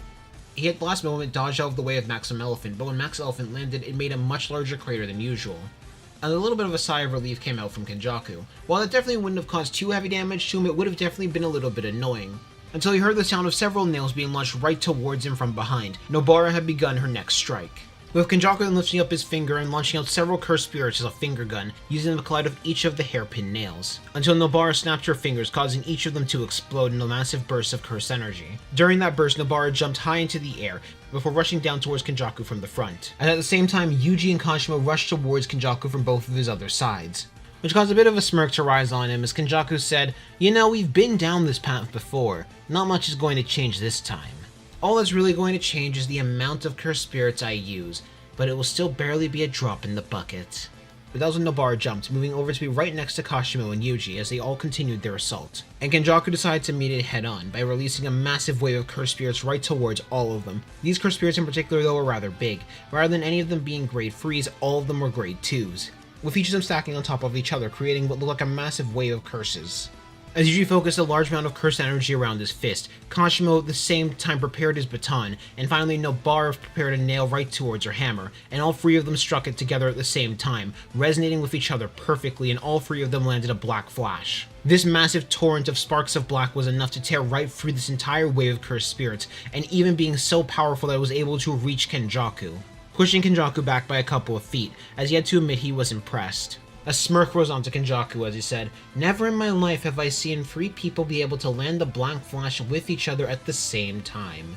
You guys truthfully are becoming more and more interesting." And all 3 of them were rushing right towards Kenjaku, aiming to try and land another blow, until suddenly Kenjaku heard something land behind him. Someone. At first Kenjaku thought that might have been Megumi, but he had been keeping an eye on him now with some of his cursed spirits. But right now Megumi was just trying to find an opening. And before he could even get a chance to look behind him, suddenly he heard the sound of a clap, as in front of him Kashimo was now gone, being replaced by somebody else. And that person was the familiar grinning face of Aoi Todo. And before he realized it was a little bit too late, as Kashimo was able to realize what his next order was going to be. And a wide smile did rise onto Kashimo as he was happy to see that his brother Aoi Todo had arrived. A similar grin rose onto Yuji as well, happy to see that Todo was here. Though Yuji's grin was a bit more faint in comparison to Kashimo, after all, Yuji still had the previous actions of what happened tonight on his mind, as Kashimo quickly moves, landing a kick right onto Kenjaku's back. However, unfortunately, even though Kashimo was incredibly skilled by this point, he wasn't able to land a 5th black flash consecutively, resulting in this kick being just an ordinary kick. However, he was still running off the 4 black flashes that he had landed. This caused Kashimo's electric curse energy to stun right through Kenjaku, stunning him for a little bit of time, something that Nobara, Todo, and Yuji were all quick to take advantage of. At that same time, Megumi also quickly activated Well's Unknown Abyss, using it to grab Kenjaku's arms and legs with several of the frog tongues. Unfortunately, Megumi wasn't going to be capable of offering too much help in this battle. After all, he was still recovering from using his domain against Mahito previously. But still, offering this bit of support was something he could most certainly do. Right now he was playing Tactician, trying to go for any openings he could spot, and if he spotted any, he'd go for them immediately. But his main goal was going to be offering support and openings for the other members of his team to succeed. Kenjaku was now up against 5 grade 1 level opponents, 2 of them already breaking past the walls of a grade 1 sorcerer. Against most opponents, this combination would be scary and a death sentence. But Kenjaku was a little bit different. Even when he was stunned in such a state like this and taken a blow from Kashimo, he was still able to act, as when Kashimo, Nobara, Yuji, and Todo were each about to reach him, he suddenly activated anti-gravity on them again, slamming all 4 of them into the ground dead hard at once, giving him just enough breathing time to overcome the stun effect and eventually force himself out of the frog's grasp, before he jumped away. A soft smirk rose onto Kenjaku before he then said, "You all have done splendid so far. Though I think I'm done with letting you guys get close to me. Now let's see how you can do against everything else." And while the 4 of them were starting to get up, suddenly all around them several cursed spirit portals began to open. Kenjaku was now going overboard with this. As Kenjaku then said, "Back when Suguru Geto did the night parade of 100 demons, he sent 1,000 cursed spirits to Shinjuku and 1,000 cursed spirits to Kyoto. Now let's see if you 5 great cursed spirits could defend Kyoto on your own. Can you kill over 1,000 cursed spirits, and more importantly, can you kill Bum before I can get back to Gojo Satoru? Come on, let the games begin." In front of the group of 5, they saw tens of cursed spirits. Most of them were rather small fries, but some of them were even the size of small buildings and cars. But the number was totaling in 1,000. Each of them were going to need to eliminate 200 cursed spirits at least. They could tell most of them weren't strong. Sure, there might have been a few grade 1 cursed spirits in here, but there was nothing that was on a special grade level of cursed spirit. But the fact that Kenjaku could just so casually drop what took Geto such a long time to achieve was honestly baffling to them. It really showed the level of threat they were up against. As Kashimo contemplated on something for a moment internally, if he uses curse hitting right now, he'd be able to slaughter each and every single one of those cursed spirits. But he wasn't too sure if he should. He had been figuring out some ways to try and at least mitigate the damage that his curse technique would end up providing to his body, but he wasn't fully sure if his method would work. It was hard to test as well, and he had been a bit afraid to test out in an actual battle. However, after landing as many blank flashes as he just did, a part of him felt confident that he might be able to pull it off now. Still, he was going to wait a little bit longer. After all, he didn't feel it was necessary to risk it yet, especially because of this many cursed spirits being focused all the way here. It was going to be destined they were going to get a lot more backup than just Todo coming. But that was when Kenjaku chose to speak, as he said, "So I know all of you are on a grade 1 level, even if officially only 2 of you are actual grade 1s, which, granted, the system has always been biased, but what can I say? Apologies, I got distracted. Do any of you know the difference between what qualifies as a special grade sorcerer and a grade 1 sorcerer? I'll actually answer that one for you because I know the answer already is no. A lot of people believe that special grade as a rank completely centers around power, but that is completely wrong. What it centers around is your ability to be able to take on a nation completely single-handedly. Now Gojo is of course power-based, after all, nothing can really bypass his technique, he could take on any nation in the world. But for something like cursed spirit manipulation, it's not about the strength of the cursed spirits I absorb, but rather how many I absorb, because many hands make light work, and I'd be able to take over any nation with my near boundless amount of possible curses I could have. Before he then pointed down, releasing that massive wave of cursed spirits right upon them. And that speech made it incredibly clear, Kenjaku was toying with them. Because Kenjaku didn't look stressed at all, he was speaking like he just didn't drop 1,000 cursed spirits, which showed them more than anything that Kenjaku more than likely had cursed spirits in the tens to maybe even hundreds of thousands in amount. But they did not need to defeat every single cursed spirit that Kenjaku had, that was a pointless game. All they needed to do was directly defeat Kenjaku himself. Megumi even considered summoning Mahoraga for a moment, but he decided not to. After all, if he did summon Mahoraga right now, there was a pretty good chance he would end up killing every single one of their allies, as all 5 of them rushed towards their respective opponents, taking out as many cursed spirits as possible. Nails from Nobara flew all over the place as she repeatedly activated Hairpin over and over again. Yuji was punching cursed spirits, using bigger cursed spirits as projectiles to launch right into smaller ones in order to kill as many as he could. Kashimo was repeatedly throwing around his baton, sending out several discharged lightning bolts through that baton to tear through tens of cursed spirits. Aoi Todo was repeatedly clapping while also landing blows on cursed spirits, enough to one-shot grade 3s and grade 2s while at the same time using other cursed spirits crashing towards each other to kill them, and finally Megumi was releasing several of his Shikigami to take out as many curses as possible. They each were being pushed to the absolute limit, forcing themselves to have to work like never before, even resulting in each of them being able to land a black flash during this battle. Even Megumi Fushiguro was able to land a black flash. And at the end they were able to defeat all 1,000 of the cursed spirits that Kenjaku had sent towards them, but they were each extremely exhausted, barely able to fight back anymore, as they each suddenly were slammed onto the ground by a pile of curses. Kenjaku clapped for all of them. He had to admit he was impressed, as he then said, well done, you 5 proved that you would have been able to defend one of the cities. Man, talk about how pathetic the sorcerers from last generation were. All 5 of them had gotten stronger from that experience, but even with them getting stronger, they still had fatigue, they still could get tired. As that was when Kenjaku began to approach them, in particular approaching Kashimo, and he said, out of all of them, you actually intrigue me the most. After all, never in my life have I seen someone be able to reincarnate other than Ryomen Sukuna's twin brother. But you somehow found a way. You found a way and got yourself a better life, and yet we still meet again.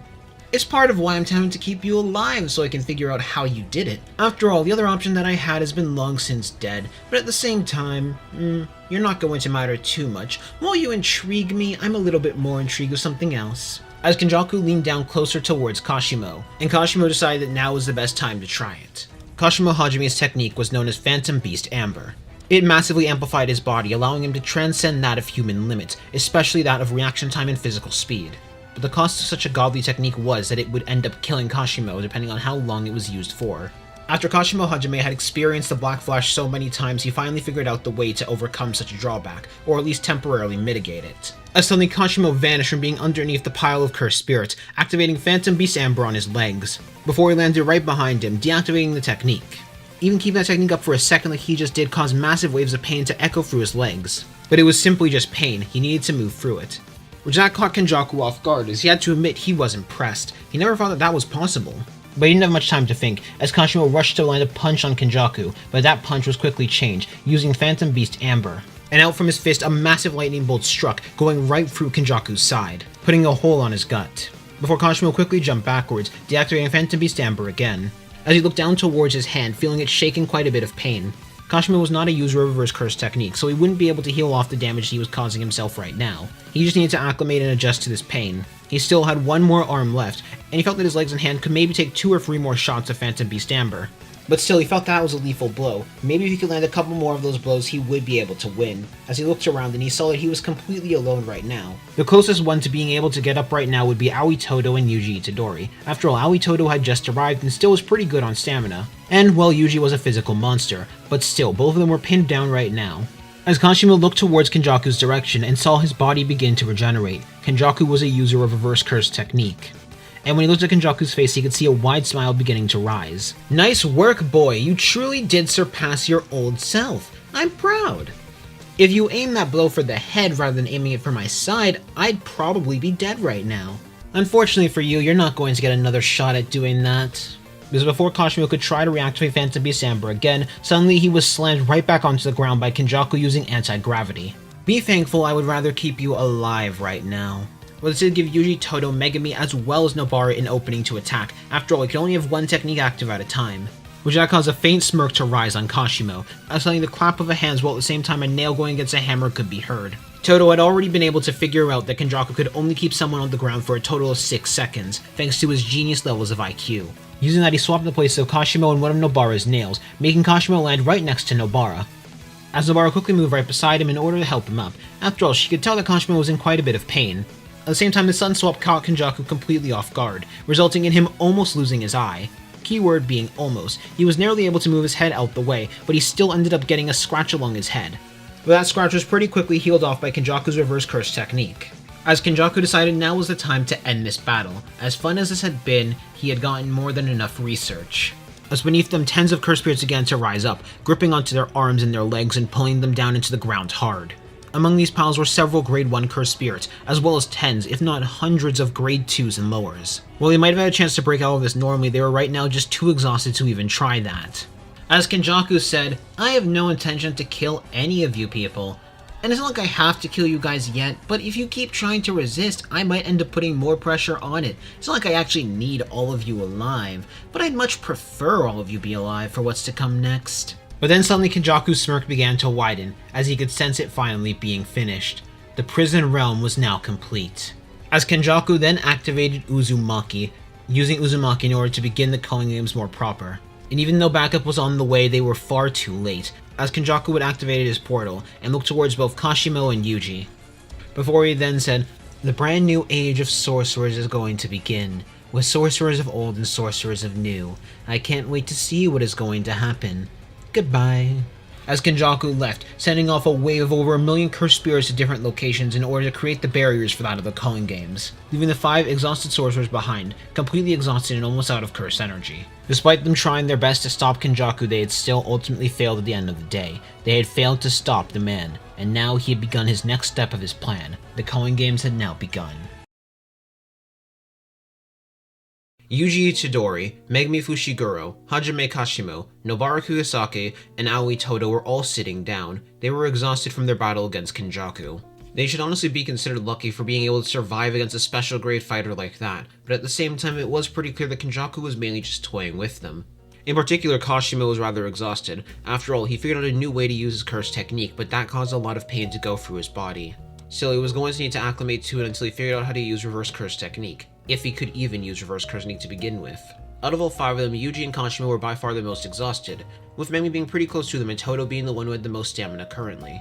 But as they were waiting, eventually Kyoto High ended up joining with them, seeing that they were way too late in order to do anything to assist them. However, Kyoto High could also sense something different about the 5 students in front of them. They were now significantly stronger in comparison to what they were before. Panda and Kusakabe also ended up arriving, having a similar thought. And while Kusakabe considered trying to go after Yuji to try and kill him right here and now, he figured he was way too outnumbered and just honestly wouldn't be worth it.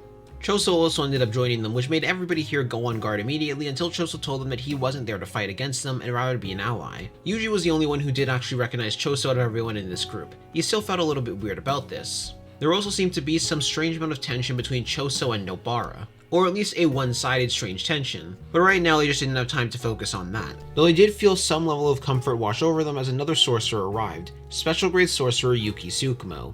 And as the sorcerers were talking, there was a bunch of things on Kashimo's mind. After all, it was pretty clear that Kenjaku knew who he was, not just who he was now, but who he was in the past life, which really made him question just how much that man knew about him. Did he have any missing information? He wasn't too sure about that. After all, that man did make a weird statement when they were fighting, that he had surpassed his past version of himself.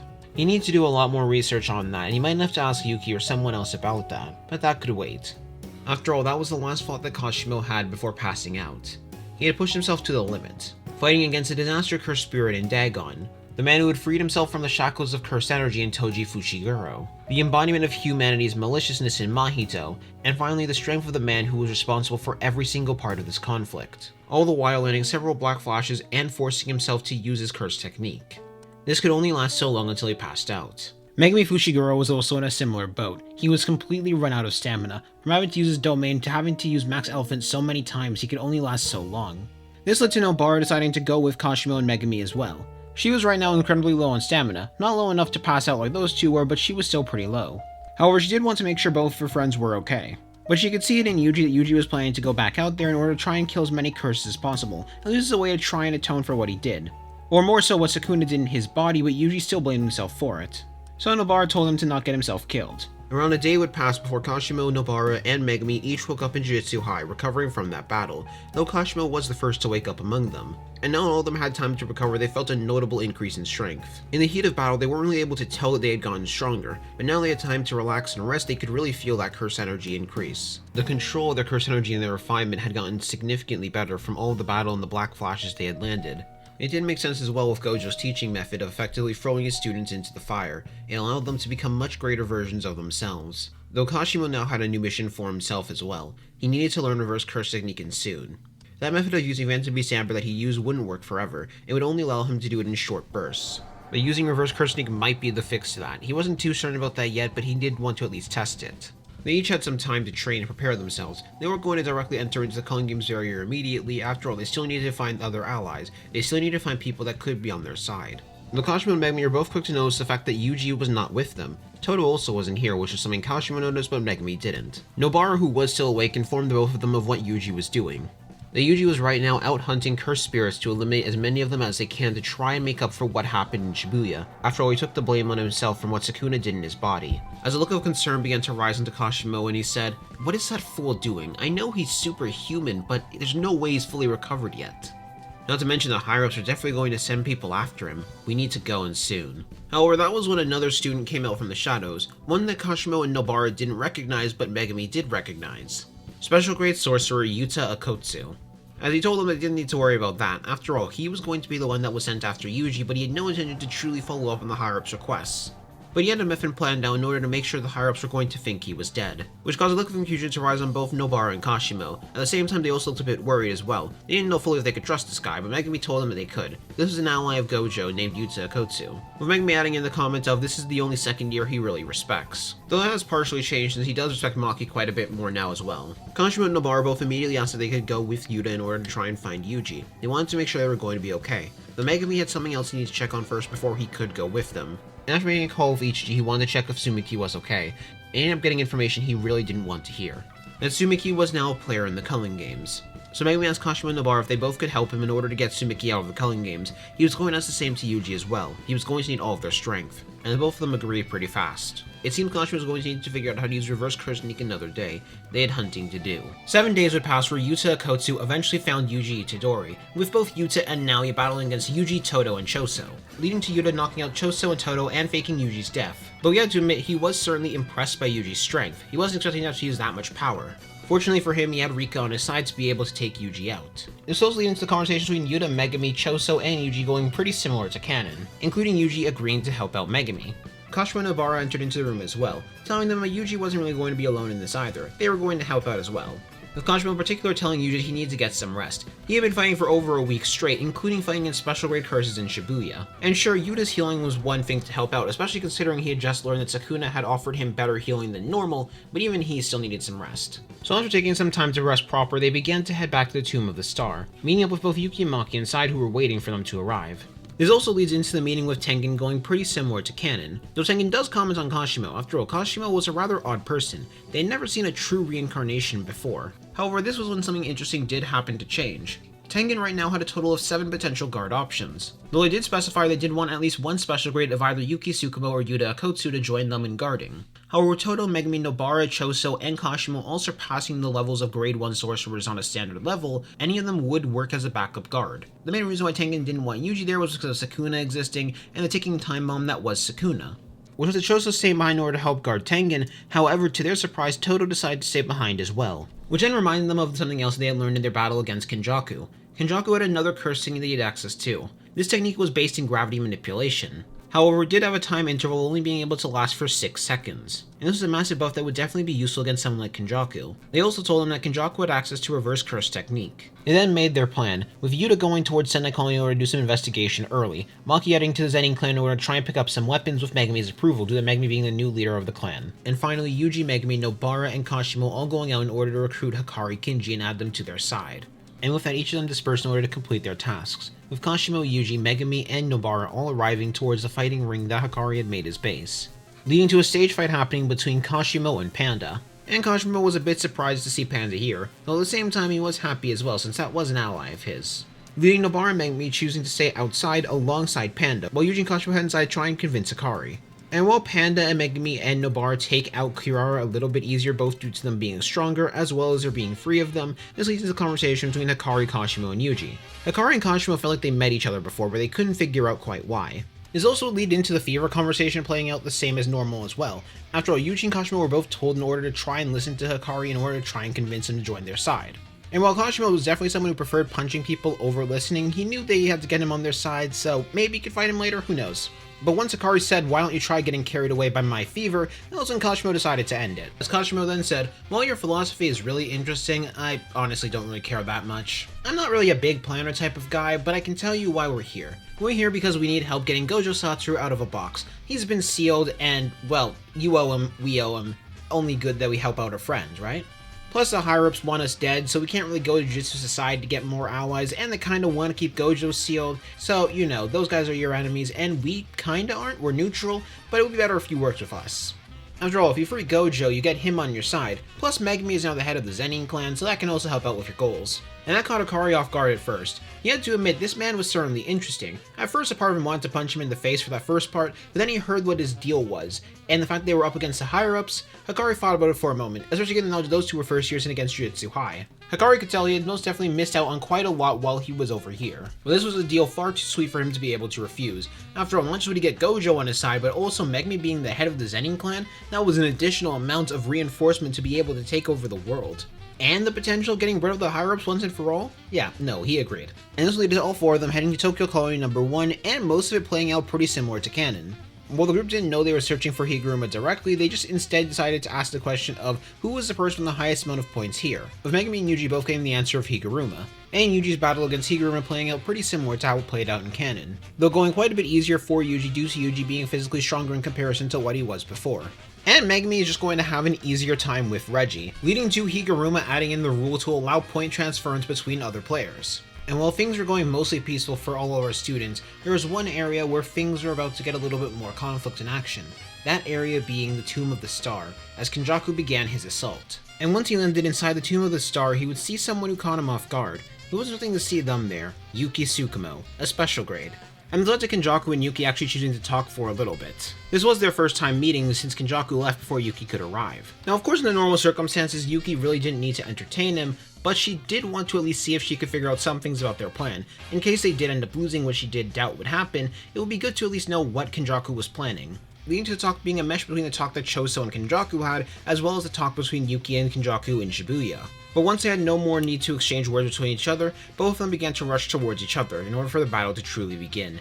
After all, they knew the fate of the world was going to be on this battle. Little did Kenjaku know Yuki Tsukumo was not alone this time.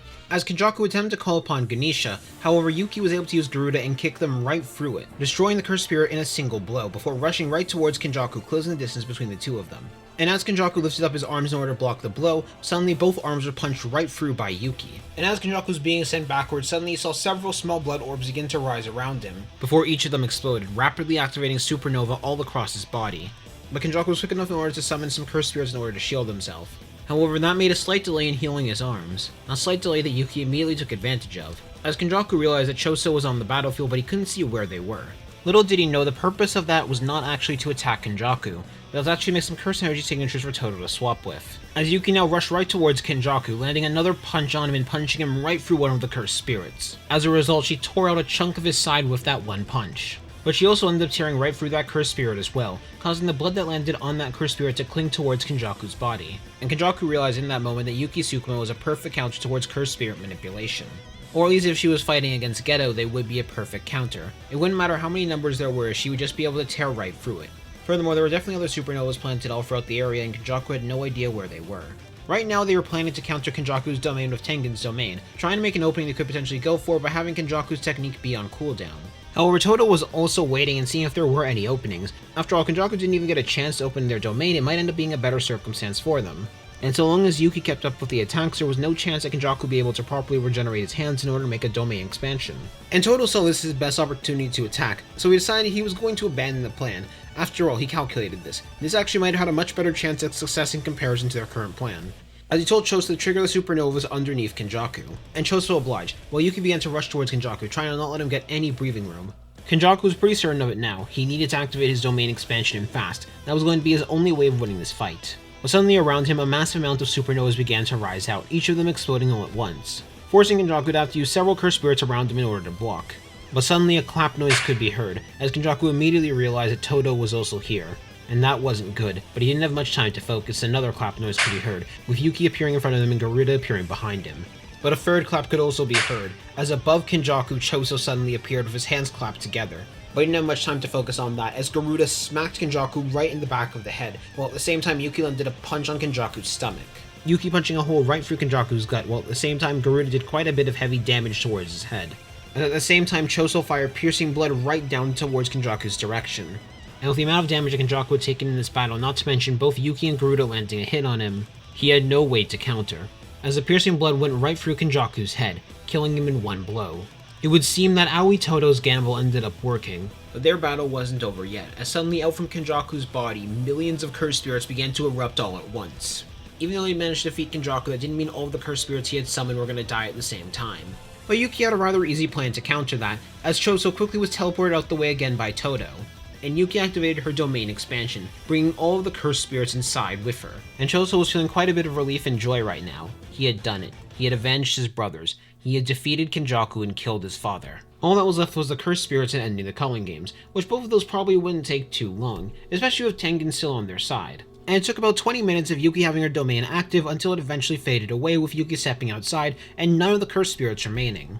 Which was rather impressive that a special grade was able to tear through so many curses at once using her domain expansion. As we now return back to Tokyo Colony number 1, Yuji, Kashimo, Megumi, and Nobara had all finished meeting up with each other, though Megumi didn't come alone, as he was joined and accompanied by another ally they were searching for, Hana Karesu, the Angel. Right now the 5 of them were currently inside of a hotel room chilling with each other and talking, with Yuji finding out the same way that Sukuna was the Fallen. And when Yuji tried to tell his friends that Sukuna was the Fallen, the first one to catch on was Megumi, with Kashimo catching on second and Nobara catching on third. And while Yuji was tempted to try and sacrifice his life for this, all 3 of them vehemently disagreed. All this done for a non-verbal conversation that Hana didn't even begin to pick up on. But either way, they were going to get Hana on their side, which means more than likely they could get Gojo back and they could solve everything. Kashimo smirked a bit. After all, he never doubted it for a second. He never doubted his allies for a second. They had accomplished all their goals. All that was going to be left was freeing Sumiki from the culling games and figuring out a way to permanently end them. Fortunately, they already had a plan to free Sumiki. Eventually later on, Maki would come by in order to pass by some information to them, some rather useful one at that. Kenjaku had now been slain by Choso, Yuki, and Todo. Though the culling games still remained for now, at least Kenjaku was now dealt with and out the way. Yuji and Kashimo both had an odd feeling that if Todo wasn't there, they definitely would not have been able to beat Kenjaku, though that was a little bit of their instinct speaking. They weren't too sure. And while all 4 of them had gotten stronger since Shibuya, now they had seen Maki again, they were able to see that Maki was a monster in comparison to what she was before. But more than that, Maki just gave this cold feeling in the air. One that was creeping all 5 of them out, though Kashimo then decided to say something, as Kashimo then asked Maki that once all this was done, or maybe even before, could they have a sparring match? He wanted to see how strong Maki was now. In truth, Kashimo never really saw much combat potential or interest in Maki at all. However, now that he could see this power that she had, he couldn't help but be interested and curious. With Maki sending him a smirk and telling him, sure, but it'll be a one-sided beatdown. And Kashimo accepted that challenge. He was going to have a lot of fun with this. But up first, above all else, they need to get Sumiki out of the culling games now, leading to Maki leaving for now in order to get Sumiki. Hajime Kashimo, Yuji Itadori, Nobara Kugasaki, and Megumi Fushiguro had all learned that Kenjaku had been slain, thanks to the combined efforts of Yuki Tsukumo, Choso, as well as Aoi Todo. Though the culling games was still going on for now, which meant slaying Kenjaku wasn't the way to cancel them out. However, they did at least cancel out whatever Kenjaku's true plan was now that he was dead. And more importantly, now they prevented him from capturing Tengen. Though that could all wait. After all, they now had one more goal they needed to get done out the way before they could fully figure out a way to stop the culling games, which was getting Sumiki out from the culling games. Not only the angel on their side, they would eventually be able to free Satoru Gojo, and all this would likely come to an end right after. A couple of hours would pass, until they eventually did bring Sumiki into the Calling Games barrier. Currently keeping watch on 3 separate rooftops were Maki, Takuba, Nobara, and Kashimo, though Nobara was with Kashimo at the current moment. Furthermore, their rooftop was also the closest to Yuji, Megami, and the Angel's rooftop, the same one where Sumiki landed. However, to their surprise, it wasn't Sumiki that was present. No, the one that was present was Yorozu, as Yorozu revealed herself after adding in a rule to the Calling Games to allow players to travel freely between colonies. But what was even more of a surprise when Sukuna took over Yuji's body, using Enchain. All 4 of them were quickly realizing what had happened and what had just went wrong, as Sukuna quickly knocked out the Angel, using pressure points in order to knock them out before forcefully feeding his finger right into Megami, taking over Megami as a vessel. As all of them suddenly saw Yuji being launched through several buildings, Kashimo and Nobara being in particular quite worried, but they didn't have time to focus on that, as Sukuna put his hands together, summoning Nue. Kashimo had a feeling he knew exactly what was about to happen next, so he quickly prepared himself, while Nue launched down several bolts of lightning all across the area, and suddenly Kashimo jumped into the air, blocking one of the bolts and taking it directly instead of letting it hit Nobara. Thanks to Hajime Kashimo's curse technique and curse energy, he had a massive resistance to electricity. However, even with that in mind, especially with Sukuna knowing about that resistance, this still hurt. But it was nothing that he wouldn't survive. Still, by jumping in the way, he was able to make sure Nobara didn't take any damage. He would have done the same for the others, but they weren't nearby. As Nobara slowly helped him up and asked if he was okay, with Kashimo giving a thumbs up. Kashimo then told Nobara that he was going to need her to play support at a range. After all, they were going to be up against Ryoma and Sukuna. But with her abilities, particularly targeting the soul, he felt that she might have had a good chance against him. He knew that these two were going to be the last bastion of hope against Sukuna, so they needed to be prepared. However, they then both were suddenly blinded by a massive light, that light coming from Hana, the angel. Though the blinding was only temporary, however, even though it did hit Sukuna, it didn't last for too long. Sukuna was able to trick the angel and rip off her arm. Before Sukuna threw the angel right off the roof. Kashimo thought to himself that this was going bad. There was no way they could have expected this. There was no way they could have prepared for this. How did this even happen? But as Kashimo got close, suddenly he saw somebody else launch Sukuna through a building. That person being Yuji Itadori. Kashimo blinked a little bit in surprise. He wasn't expecting Yuji to be this strong. But at the same time, he didn't have time to focus on that. After all, he knew how strong Sukuna was, which meant that he was going to have to offer support to him no matter what. And under normal circumstances, he would actually be quite excited about this. Finally getting a chance to test himself against the King of Curses and push himself to the limit. Under normal circumstances, he'd be happy. But at the same time, this came at hurting somebody he grew to care about. And Kashimo couldn't help but laugh a little bit to himself. Man, he has changed a lot from the beginning days of when he started. Sukuna then landed on his feet, as he blinked a little bit. He had to admit he was surprised. He was questioning where did this strength even come from. Sure, Yuji was already incredibly strong from all the black flashes he had landed earlier, but even then there was no way this buff of power could have come from that. Until to his surprise he saw a massive wall coming right towards him that Yuji had thrown, but at the same time he also felt a kick land on his back, one that had an electric-like property to it, resulting in Sukuna getting directly launched into the wall before Kashimo moved out the way, as he jumped right next to Yuji, preparing to rush Sukuna right alongside him. As Kashimo quickly took out his bow staff while Yuji ripped out a lamppost in order to use it as a weapon.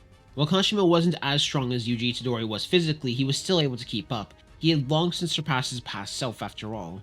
But he still had one other advantage. As Yuji in a quick burst of speed and power attempted to slam that massive lamppost right into Sukuna, but Sukuna was able to dodge by ducking underneath it, which was a good move as well. After all, Sukuna looked behind him and saw the entire building the lamppost hit crumble. But as Sukuna was trying to kick Yuji in the face, he suddenly felt an electric bow staff smack him hard in the face and launch him backwards. As Kashimo then said, "I don't think you understand, Sukuna. We aren't going to stop until we get Megami back, no matter what you do. Even if we have to break both of his arms and legs, we will get him out." As both Yuji and Kashimo began to rush right towards him, before Yuji also yelled something out himself. In a final move of maybe trying to appeal to some small amount of humanity that might exist within Sukuna, he asked him, "Why can't you just live without causing suffering?" Before suddenly landing a slash on Yuji, though Kashimo just barely managed to avoid it. He had sensed the spark of curse energy going on in Sukuna, using that to just barely avoid it. Before Sukuna rushed right past Yuji as he began to rush towards Kashimo. And he said, "To me, the real question is, why are you all so weak? Why do such weaklings cling so fiercely to life?" Before he attempted to land a punch on Kashimo's chest, Kashimo using his arm at the last moment to block it, but even then it hurt. But Sukuna wasn't done speaking yet, as he said, "Why do such weaklings cling so fiercely to life?" as he landed a kick right on Kashimo's face, launching him to the side through a wall. As Sukuna continued to approach Kashimo and said, "How can a creature that falls apart at a touch say that it always wants to be happy? The helpless have no choice but to swallow the suffering life gives them." And Sukuna exclaiming that ended up angering Yuji even further, but it also caused something else, a laugh to come from Kashimo. As Yuji at the same time forced himself up to continue fighting. And right as Sukuna looked over to Yuji, he suddenly sensed something. And that sense was followed up by a hard punch landing right on his face, that punch coming from Kashimo. Kashimo using Phantom Beast Amber on his arm for a temporary moment before deactivating it. As he said, "In my past life, I actually might have agreed with you on that." As the sparks began to get more and more potent and emanate off of Kashimo's body even harder. But no, the weak do have something else they can do. Maybe on their own they're forced to suffer under the foot of the strong. But together the weak can achieve so much more. We can strive, we can get so much stronger together. And to me, it sounds like you're the one who's suffering more than anything. And you're just using the pain you inflict on others to distract yourself from the fact you're suffering, from how lonely you actually are. So let's show you the real power that weaklings have. And a small smirk began to rise on Sukuna, before he lifted up his hand, and he was about to launch out a massive wave of slashes towards the both of them. And he felt a shake course through his hands, but at the same time something else interrupted him. As down from the sky, 20 nails came raining down right towards Sukuna's direction. Before he heard the snap of a finger in the distance, Nobara activating Hairpin. Under normal circumstances, Sukuna would have been able to launch out several slashes in order to block, doing that with relative ease. But when he tried, his slashes were simply too slow. Not because of him, but because his output was being lowered. His output was being lowered by Megami Fushiguro, being dropped into the single-digit % range, leading to him cutting through most of the nails, but 2 of them actually landing on him. As Nobara smirked a bit in the distance before she prepared to launch out even more nails towards Sukuna's direction. After all, she was going to make sure Sukuna understood this. This fight was not a 2-on-1. This was a 3-on-1. And once you messed with one of the first years, you messed with all of them. And this distraction was more than enough for both Kashimo and Yuji to land a punch right on Sukuna's face at the same time, causing Sukuna to cough up a little bit of blood. Until suddenly something else landed on his back. A punch landed on his back, and a rather hard one at that. But what scared Sukuna even more was it was a presence that he couldn't sense. Maki had snuck up on him and joined the fight. As Maki jumped over to both Kashimo and Yuji, apologizing for being late. But now with all 4 of them here, they were absolutely confident they could beat Sukuna. And Sukuna had to admit he was impressed by the fact that Maki didn't take any damage from Nue. Of course he was expecting Kashimo not to since he had electrical cursed energy, but Maki as well? He had to wonder just how resilient was she. But even Sukuna had to admit he was in an awful spot right now. With Kugasaki being able to provide support from a distance as well as 3 heavy hitters right up against him, he knew he was going to be pressured, but what was even more annoying was the fact he couldn't use his domain expansion, mainly because Megami had lowered his output so much by this point. Even worse, he could already feel his output continuing to lower even now. But that caused Sukuna to smirk even wider. After all, realizing that he might be in trouble here made him even more excited. As he lifted up his hand, beckoning for them to come at him. He was going to kill all 4 of them and then leave. But it was a lot easier said than done. Maki and Kashimo had experience working with each other in the past thanks to Hanami. The same could be said for Yuji, Kashimo, and Nobara. The only ones that could have been an odd one out would have been Yuji and Maki working together, but even then that wouldn't be a problem. Yuji was able to adjust with working alongside most people pretty well. Maki was no exception to that rule. But Yuji could also feel something internally, like he was on the verge of awakening something, he just couldn't tell what. And all 3 of them immediately nodded towards each other, preparing themselves for combat, as Yuji, Maki, and Kashimo all rushed towards Sukuna at once. But Maki quickly hopped on air, using that in order to launch herself and change her direction so she could land behind Sukuna. As both Yuji and Kashimo attempted to land a punch right on Sukuna's chest again, while at the same time Maki was going for a blow on his back.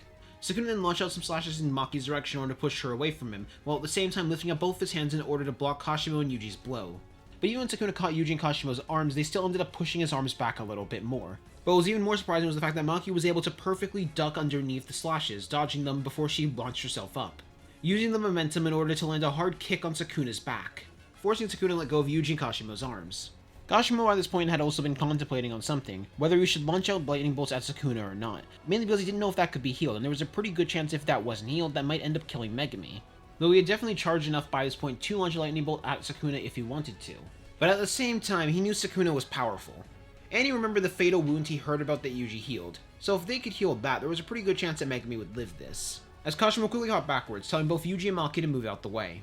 And Sukuna immediately knew what was coming next. As both Yuji and Maki jumped out of the way and Sukuna braced himself, preparing for the lightning bolt, it was a sure hit type move, so he knew he couldn't avoid it. as Kashimo lifted up his hands and launched out a lightning bolt right towards Sukuna's arms. Fortunately for Sukuna, whenever he was defending himself, his curse energy output wasn't anywhere near as lowered in comparison to attacking. Still, he ended up taking quite a bit of damage from it. Not too much damage, but quite a bit nonetheless. You could feel blood trickling down from his arms. But they weren't done yet, as suddenly 2 nails launched right into Sukuna's legs, before activating Hairpin once again. And when Sukuna looked behind him, you could see tens of nails heading towards his direction. As he quickly pulled the 2 nails out from his legs and jumped backwards, starting to backflip repeatedly in order to avoid the nail attacks coming at him. But that was a mistake, as Maki and Yuji rushed for both of his sides. And before Sukuna could lift up his arms to block, suddenly he felt an impact land on his face. And that impact was exactly where Yuji had punched his face earlier. Thanks to everybody he was fighting, he completely forgot about the divergent fist, as both Yuji and Maki landed a hard punch on his stomach, but that punch from Yuji wasn't an ordinary punch. The sparks of black had chosen to shine, and within said sparks, Yuji Itadori has now awakened. As Sukuna was launched through several buildings, he could feel it. He was losing more and more control over this vessel, and he knew for a fact he was very unlikely to actually win this fight now. But he had no escape option. There was no way they were going to let him escape. The only real option he did have was actually killing all 4 of them at once. But now there was something off in the air as well, as he could feel it. Yuji Itadori is now awakened, making him that much more powerful in comparison to before, not to mention with Kashimo and Maki there on the field as well, especially with Kashimo's annoying electricity ability, and Nobara being somewhere firing out nails from a distance. This was getting more and more unlikely for him to win. But quickly you saw Kashimo, Yuji, and Maki rush right towards him to continue on their next assault. They didn't give him a second to breathe or relax. However, Sukuna had more than enough time to realize something else. His output only went down massively whenever he was attacking one of his comrades. So as he saw all 3 of his opponents approach him at once, Sukuna placed his hand onto the ground and immediately activated Cleave's spiderweb, leading to both Maki and Kashimo jumping high into the air in order to avoid the attack. However, Yuji continued onward. Despite the pain he was enduring from that attack, he managed to continue on, as Kashimo and Maki both landed on Sukuna's sides, and they each attempted to land a blow on him, but Sukuna was able to catch both of their blows. However, this time something odd happened. Sukuna felt a slight bit of a stun. Under normal circumstances, he wouldn't have been stunned by Kashimo's electric curse energy, mainly because of Sukuna's output just being far too high. And Kashimo realized that as well, as he internally thanked Megumi. He had a feeling that Megumi was responsible for this. And finally, Yuji closed the distance between the 2 of them, before punching Sukuna hard in the stomach, but he didn't let Sukuna go that easy, as he moved his hand onto Sukuna's chest, before launching out a slash at direct contact on Sukuna, using Cleave right on his body. He had now awakened the curse technique of Ryomen's Sukuna, and that final amount of damage was all that was needed, as the tattoos began to fade, and Megumi took back control. Sukuna's soul was suppressed, and now Megumi was the one fully in control, before he passed out from the pain and damage he had taken so far.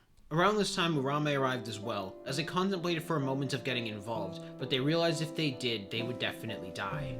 But Sukuna wasn't dead, no, they just had to readjust their plans. At least that was what they thought. So without even being noticed, Urame managed to escape, the group completely unaware of the threat that they had managed to avoid, as eventually they headed back over to Hana in order to help treat her wounds. But now they were in a bit of an odd spot. Megumi was now the vessel of Ryomen's Sukuna, and they honestly had no idea how to remove Sukuna yet, but maybe there might be a way, who knows. But for now that could wait. They had a much bigger priority on them, which was freeing Satoru Gojo from the prison realm. So they returned back to Jutsu-High in order to drop back the news. And all of them were rather excited and happy to hear this. After all, Kenjaku was dead, Sukuna's plan was prevented, and now we no longer had any cards left. And they had dealt with most of their loose ends. The only loose end they had left was freeing Sumiki. But once they got Gojo out the box, that would be done and easy. Especially considering they did also have another special grade, or 2 special grades with them. Those 2 special grades being Yuki Tsukumo and Yuta Akotsu, which had Yuki into asking Yuji in order to help her out when it comes to soul research. After all, if those 2 put their minds together, they could easily figure out a way to both free Sumiki and free Megumi. That was something that she was certain of, as the angel then performed Jacob's Ladder on the prison realm, using it to free Satoru Gojo. At first there was nothing until they felt a massive earthquake, as suddenly someone appeared right in front of them. Someone they all recognized very well. The strongest sorcerer alive, Gojo Satoru. With a worried face right now, after all, he was immediately looking for Kenjaku, but he couldn't spot him anywhere. Though the worry that he was feeling was immediately lifted. After all, he was informed by them that they had managed to kill Kenjaku. Then he learned even more news which caused him to feel proud. The fact they managed to defeat the Culling Games, and more importantly counter Sukuna's plans before it could get really heavily off the rails. Who knows, some of them could have died. But Gojo was also quick to learn that not everything had gone perfectly. After all, Sumiki had been taken by one of the sorcerers, her body taken over by Yorozu.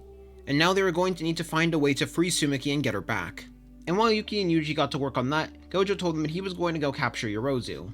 After all, it would be best to not have a loose end like that. And while Gojo definitely wanted to celebrate and have a reunion, he knew that would have to wait. As Gojo then clamped his hands together and teleported away, leaving everybody else to mingle with each other and talk. Kashimo and Nobara were currently thinking on how they could really help, though right now they honestly didn't have a way they could. Neither one of them were experienced enough when it came to the actual soul itself. Megumi was currently working alongside Yuji and Yuki more so as a test subject than anything. After all, dealing with Sukuna and removing him was currently one of their priorities. Though they did also have to deal with Sukuna actually talking, however, they did gain some bit of information. The main reason why they even had hope that this could be possible was because of what Sukuna did in order to transfer bodies. Sukuna had shown that there was a possible way to split your soul and move it to different bodies. After all, that was how he was able to move over from Yuji's body to Megumi's body. Without that, they wouldn't really have hope about this at all. Leading to coming up with a deal with the Angel. The second they removed Sukuna's fingers from their body, they were going to use the Angel's power in order to kill Sukuna once and for all. Kashimo and Nobara looked over to each other and they decided that since they really didn't have anything better to do, they might as well just start preparing things in order to make things easier for their allies. Such as meals to bring to them, those types of things. And while Kashimo and Nobara were tempted to start training against each other, considering the battle they had just went through against Sukuna, if they were being honest, they kinda wanted a little bit of a break from fighting for now. Maybe tomorrow. And it didn't take long for Gojo to get Yorozu. After all, while Yorozu was certainly a strong Heian era sorcerer, they were definitely not someone who could match the strongest of the modern era.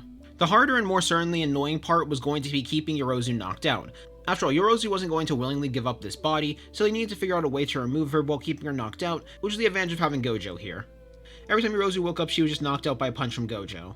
And with the brains of both Yuji and Yuki working together, alongside Aoi Todo and Megumi offering some advice, even though Megumi wasn't too helpful, they were able to figure out how pretty easily. It took them about 2 weeks of research in order for them to figure out how to properly remove a vessel from the body, leading to them removing Yorozu from Sumiki. However, this did also have some other effects. Sumiki's body was still altered, not to mention the fact that Yorozu's curse energy, Yorozu's control, and most of all Yorozu's curse technique was now engraved into her. Sumiki was now a sorcerer, one with an amazing amount of potential. But another person who benefited was also Megumi. After all, Sukuna was also removed from him, leading to Gojo going on a hunt, in order to find the remaining fingers. And at one of the fingers they found, they ended up finding someone else next to the finger. A young person that had white hair with red highlights. That person was Urame, though they were actually unaware of who Urame was. After all, they had forgotten to mention Urame to Gojo, especially since they never physically encountered Urame and only Choso knew about them and mentioned them, leading to Gojo not thinking they were a threat. However, they were completely wrong because Urame actually did try to attack them. Gojo found that weird, leading to Gojo punching them in the stomach and sending them flying through a wall, as he picked up the final finger and teleported away, now having all of the remaining fingers and giving them over to the Angel, which led to a poetic death for the strongest of the Heian era, a man who had no connections whatsoever, who only strived in combat, who only saw meaning in combat and consuming others and making others' lives hell. He ended up dying, not through any battle, not through any final fight against someone who could satisfy him. No, he died as fingers, in his most pathetic state, dying as a precautionary tale to those who seek strength above all else. Urame was quick to follow after. After all, they realized that Sukuna was dead. They realized that Sukuna was dead and had nothing left to live for, so they decided to take their own life as well. And with Gojo's elimination of the higher-ups, the world was ready to begin a brand new stage of sorcery.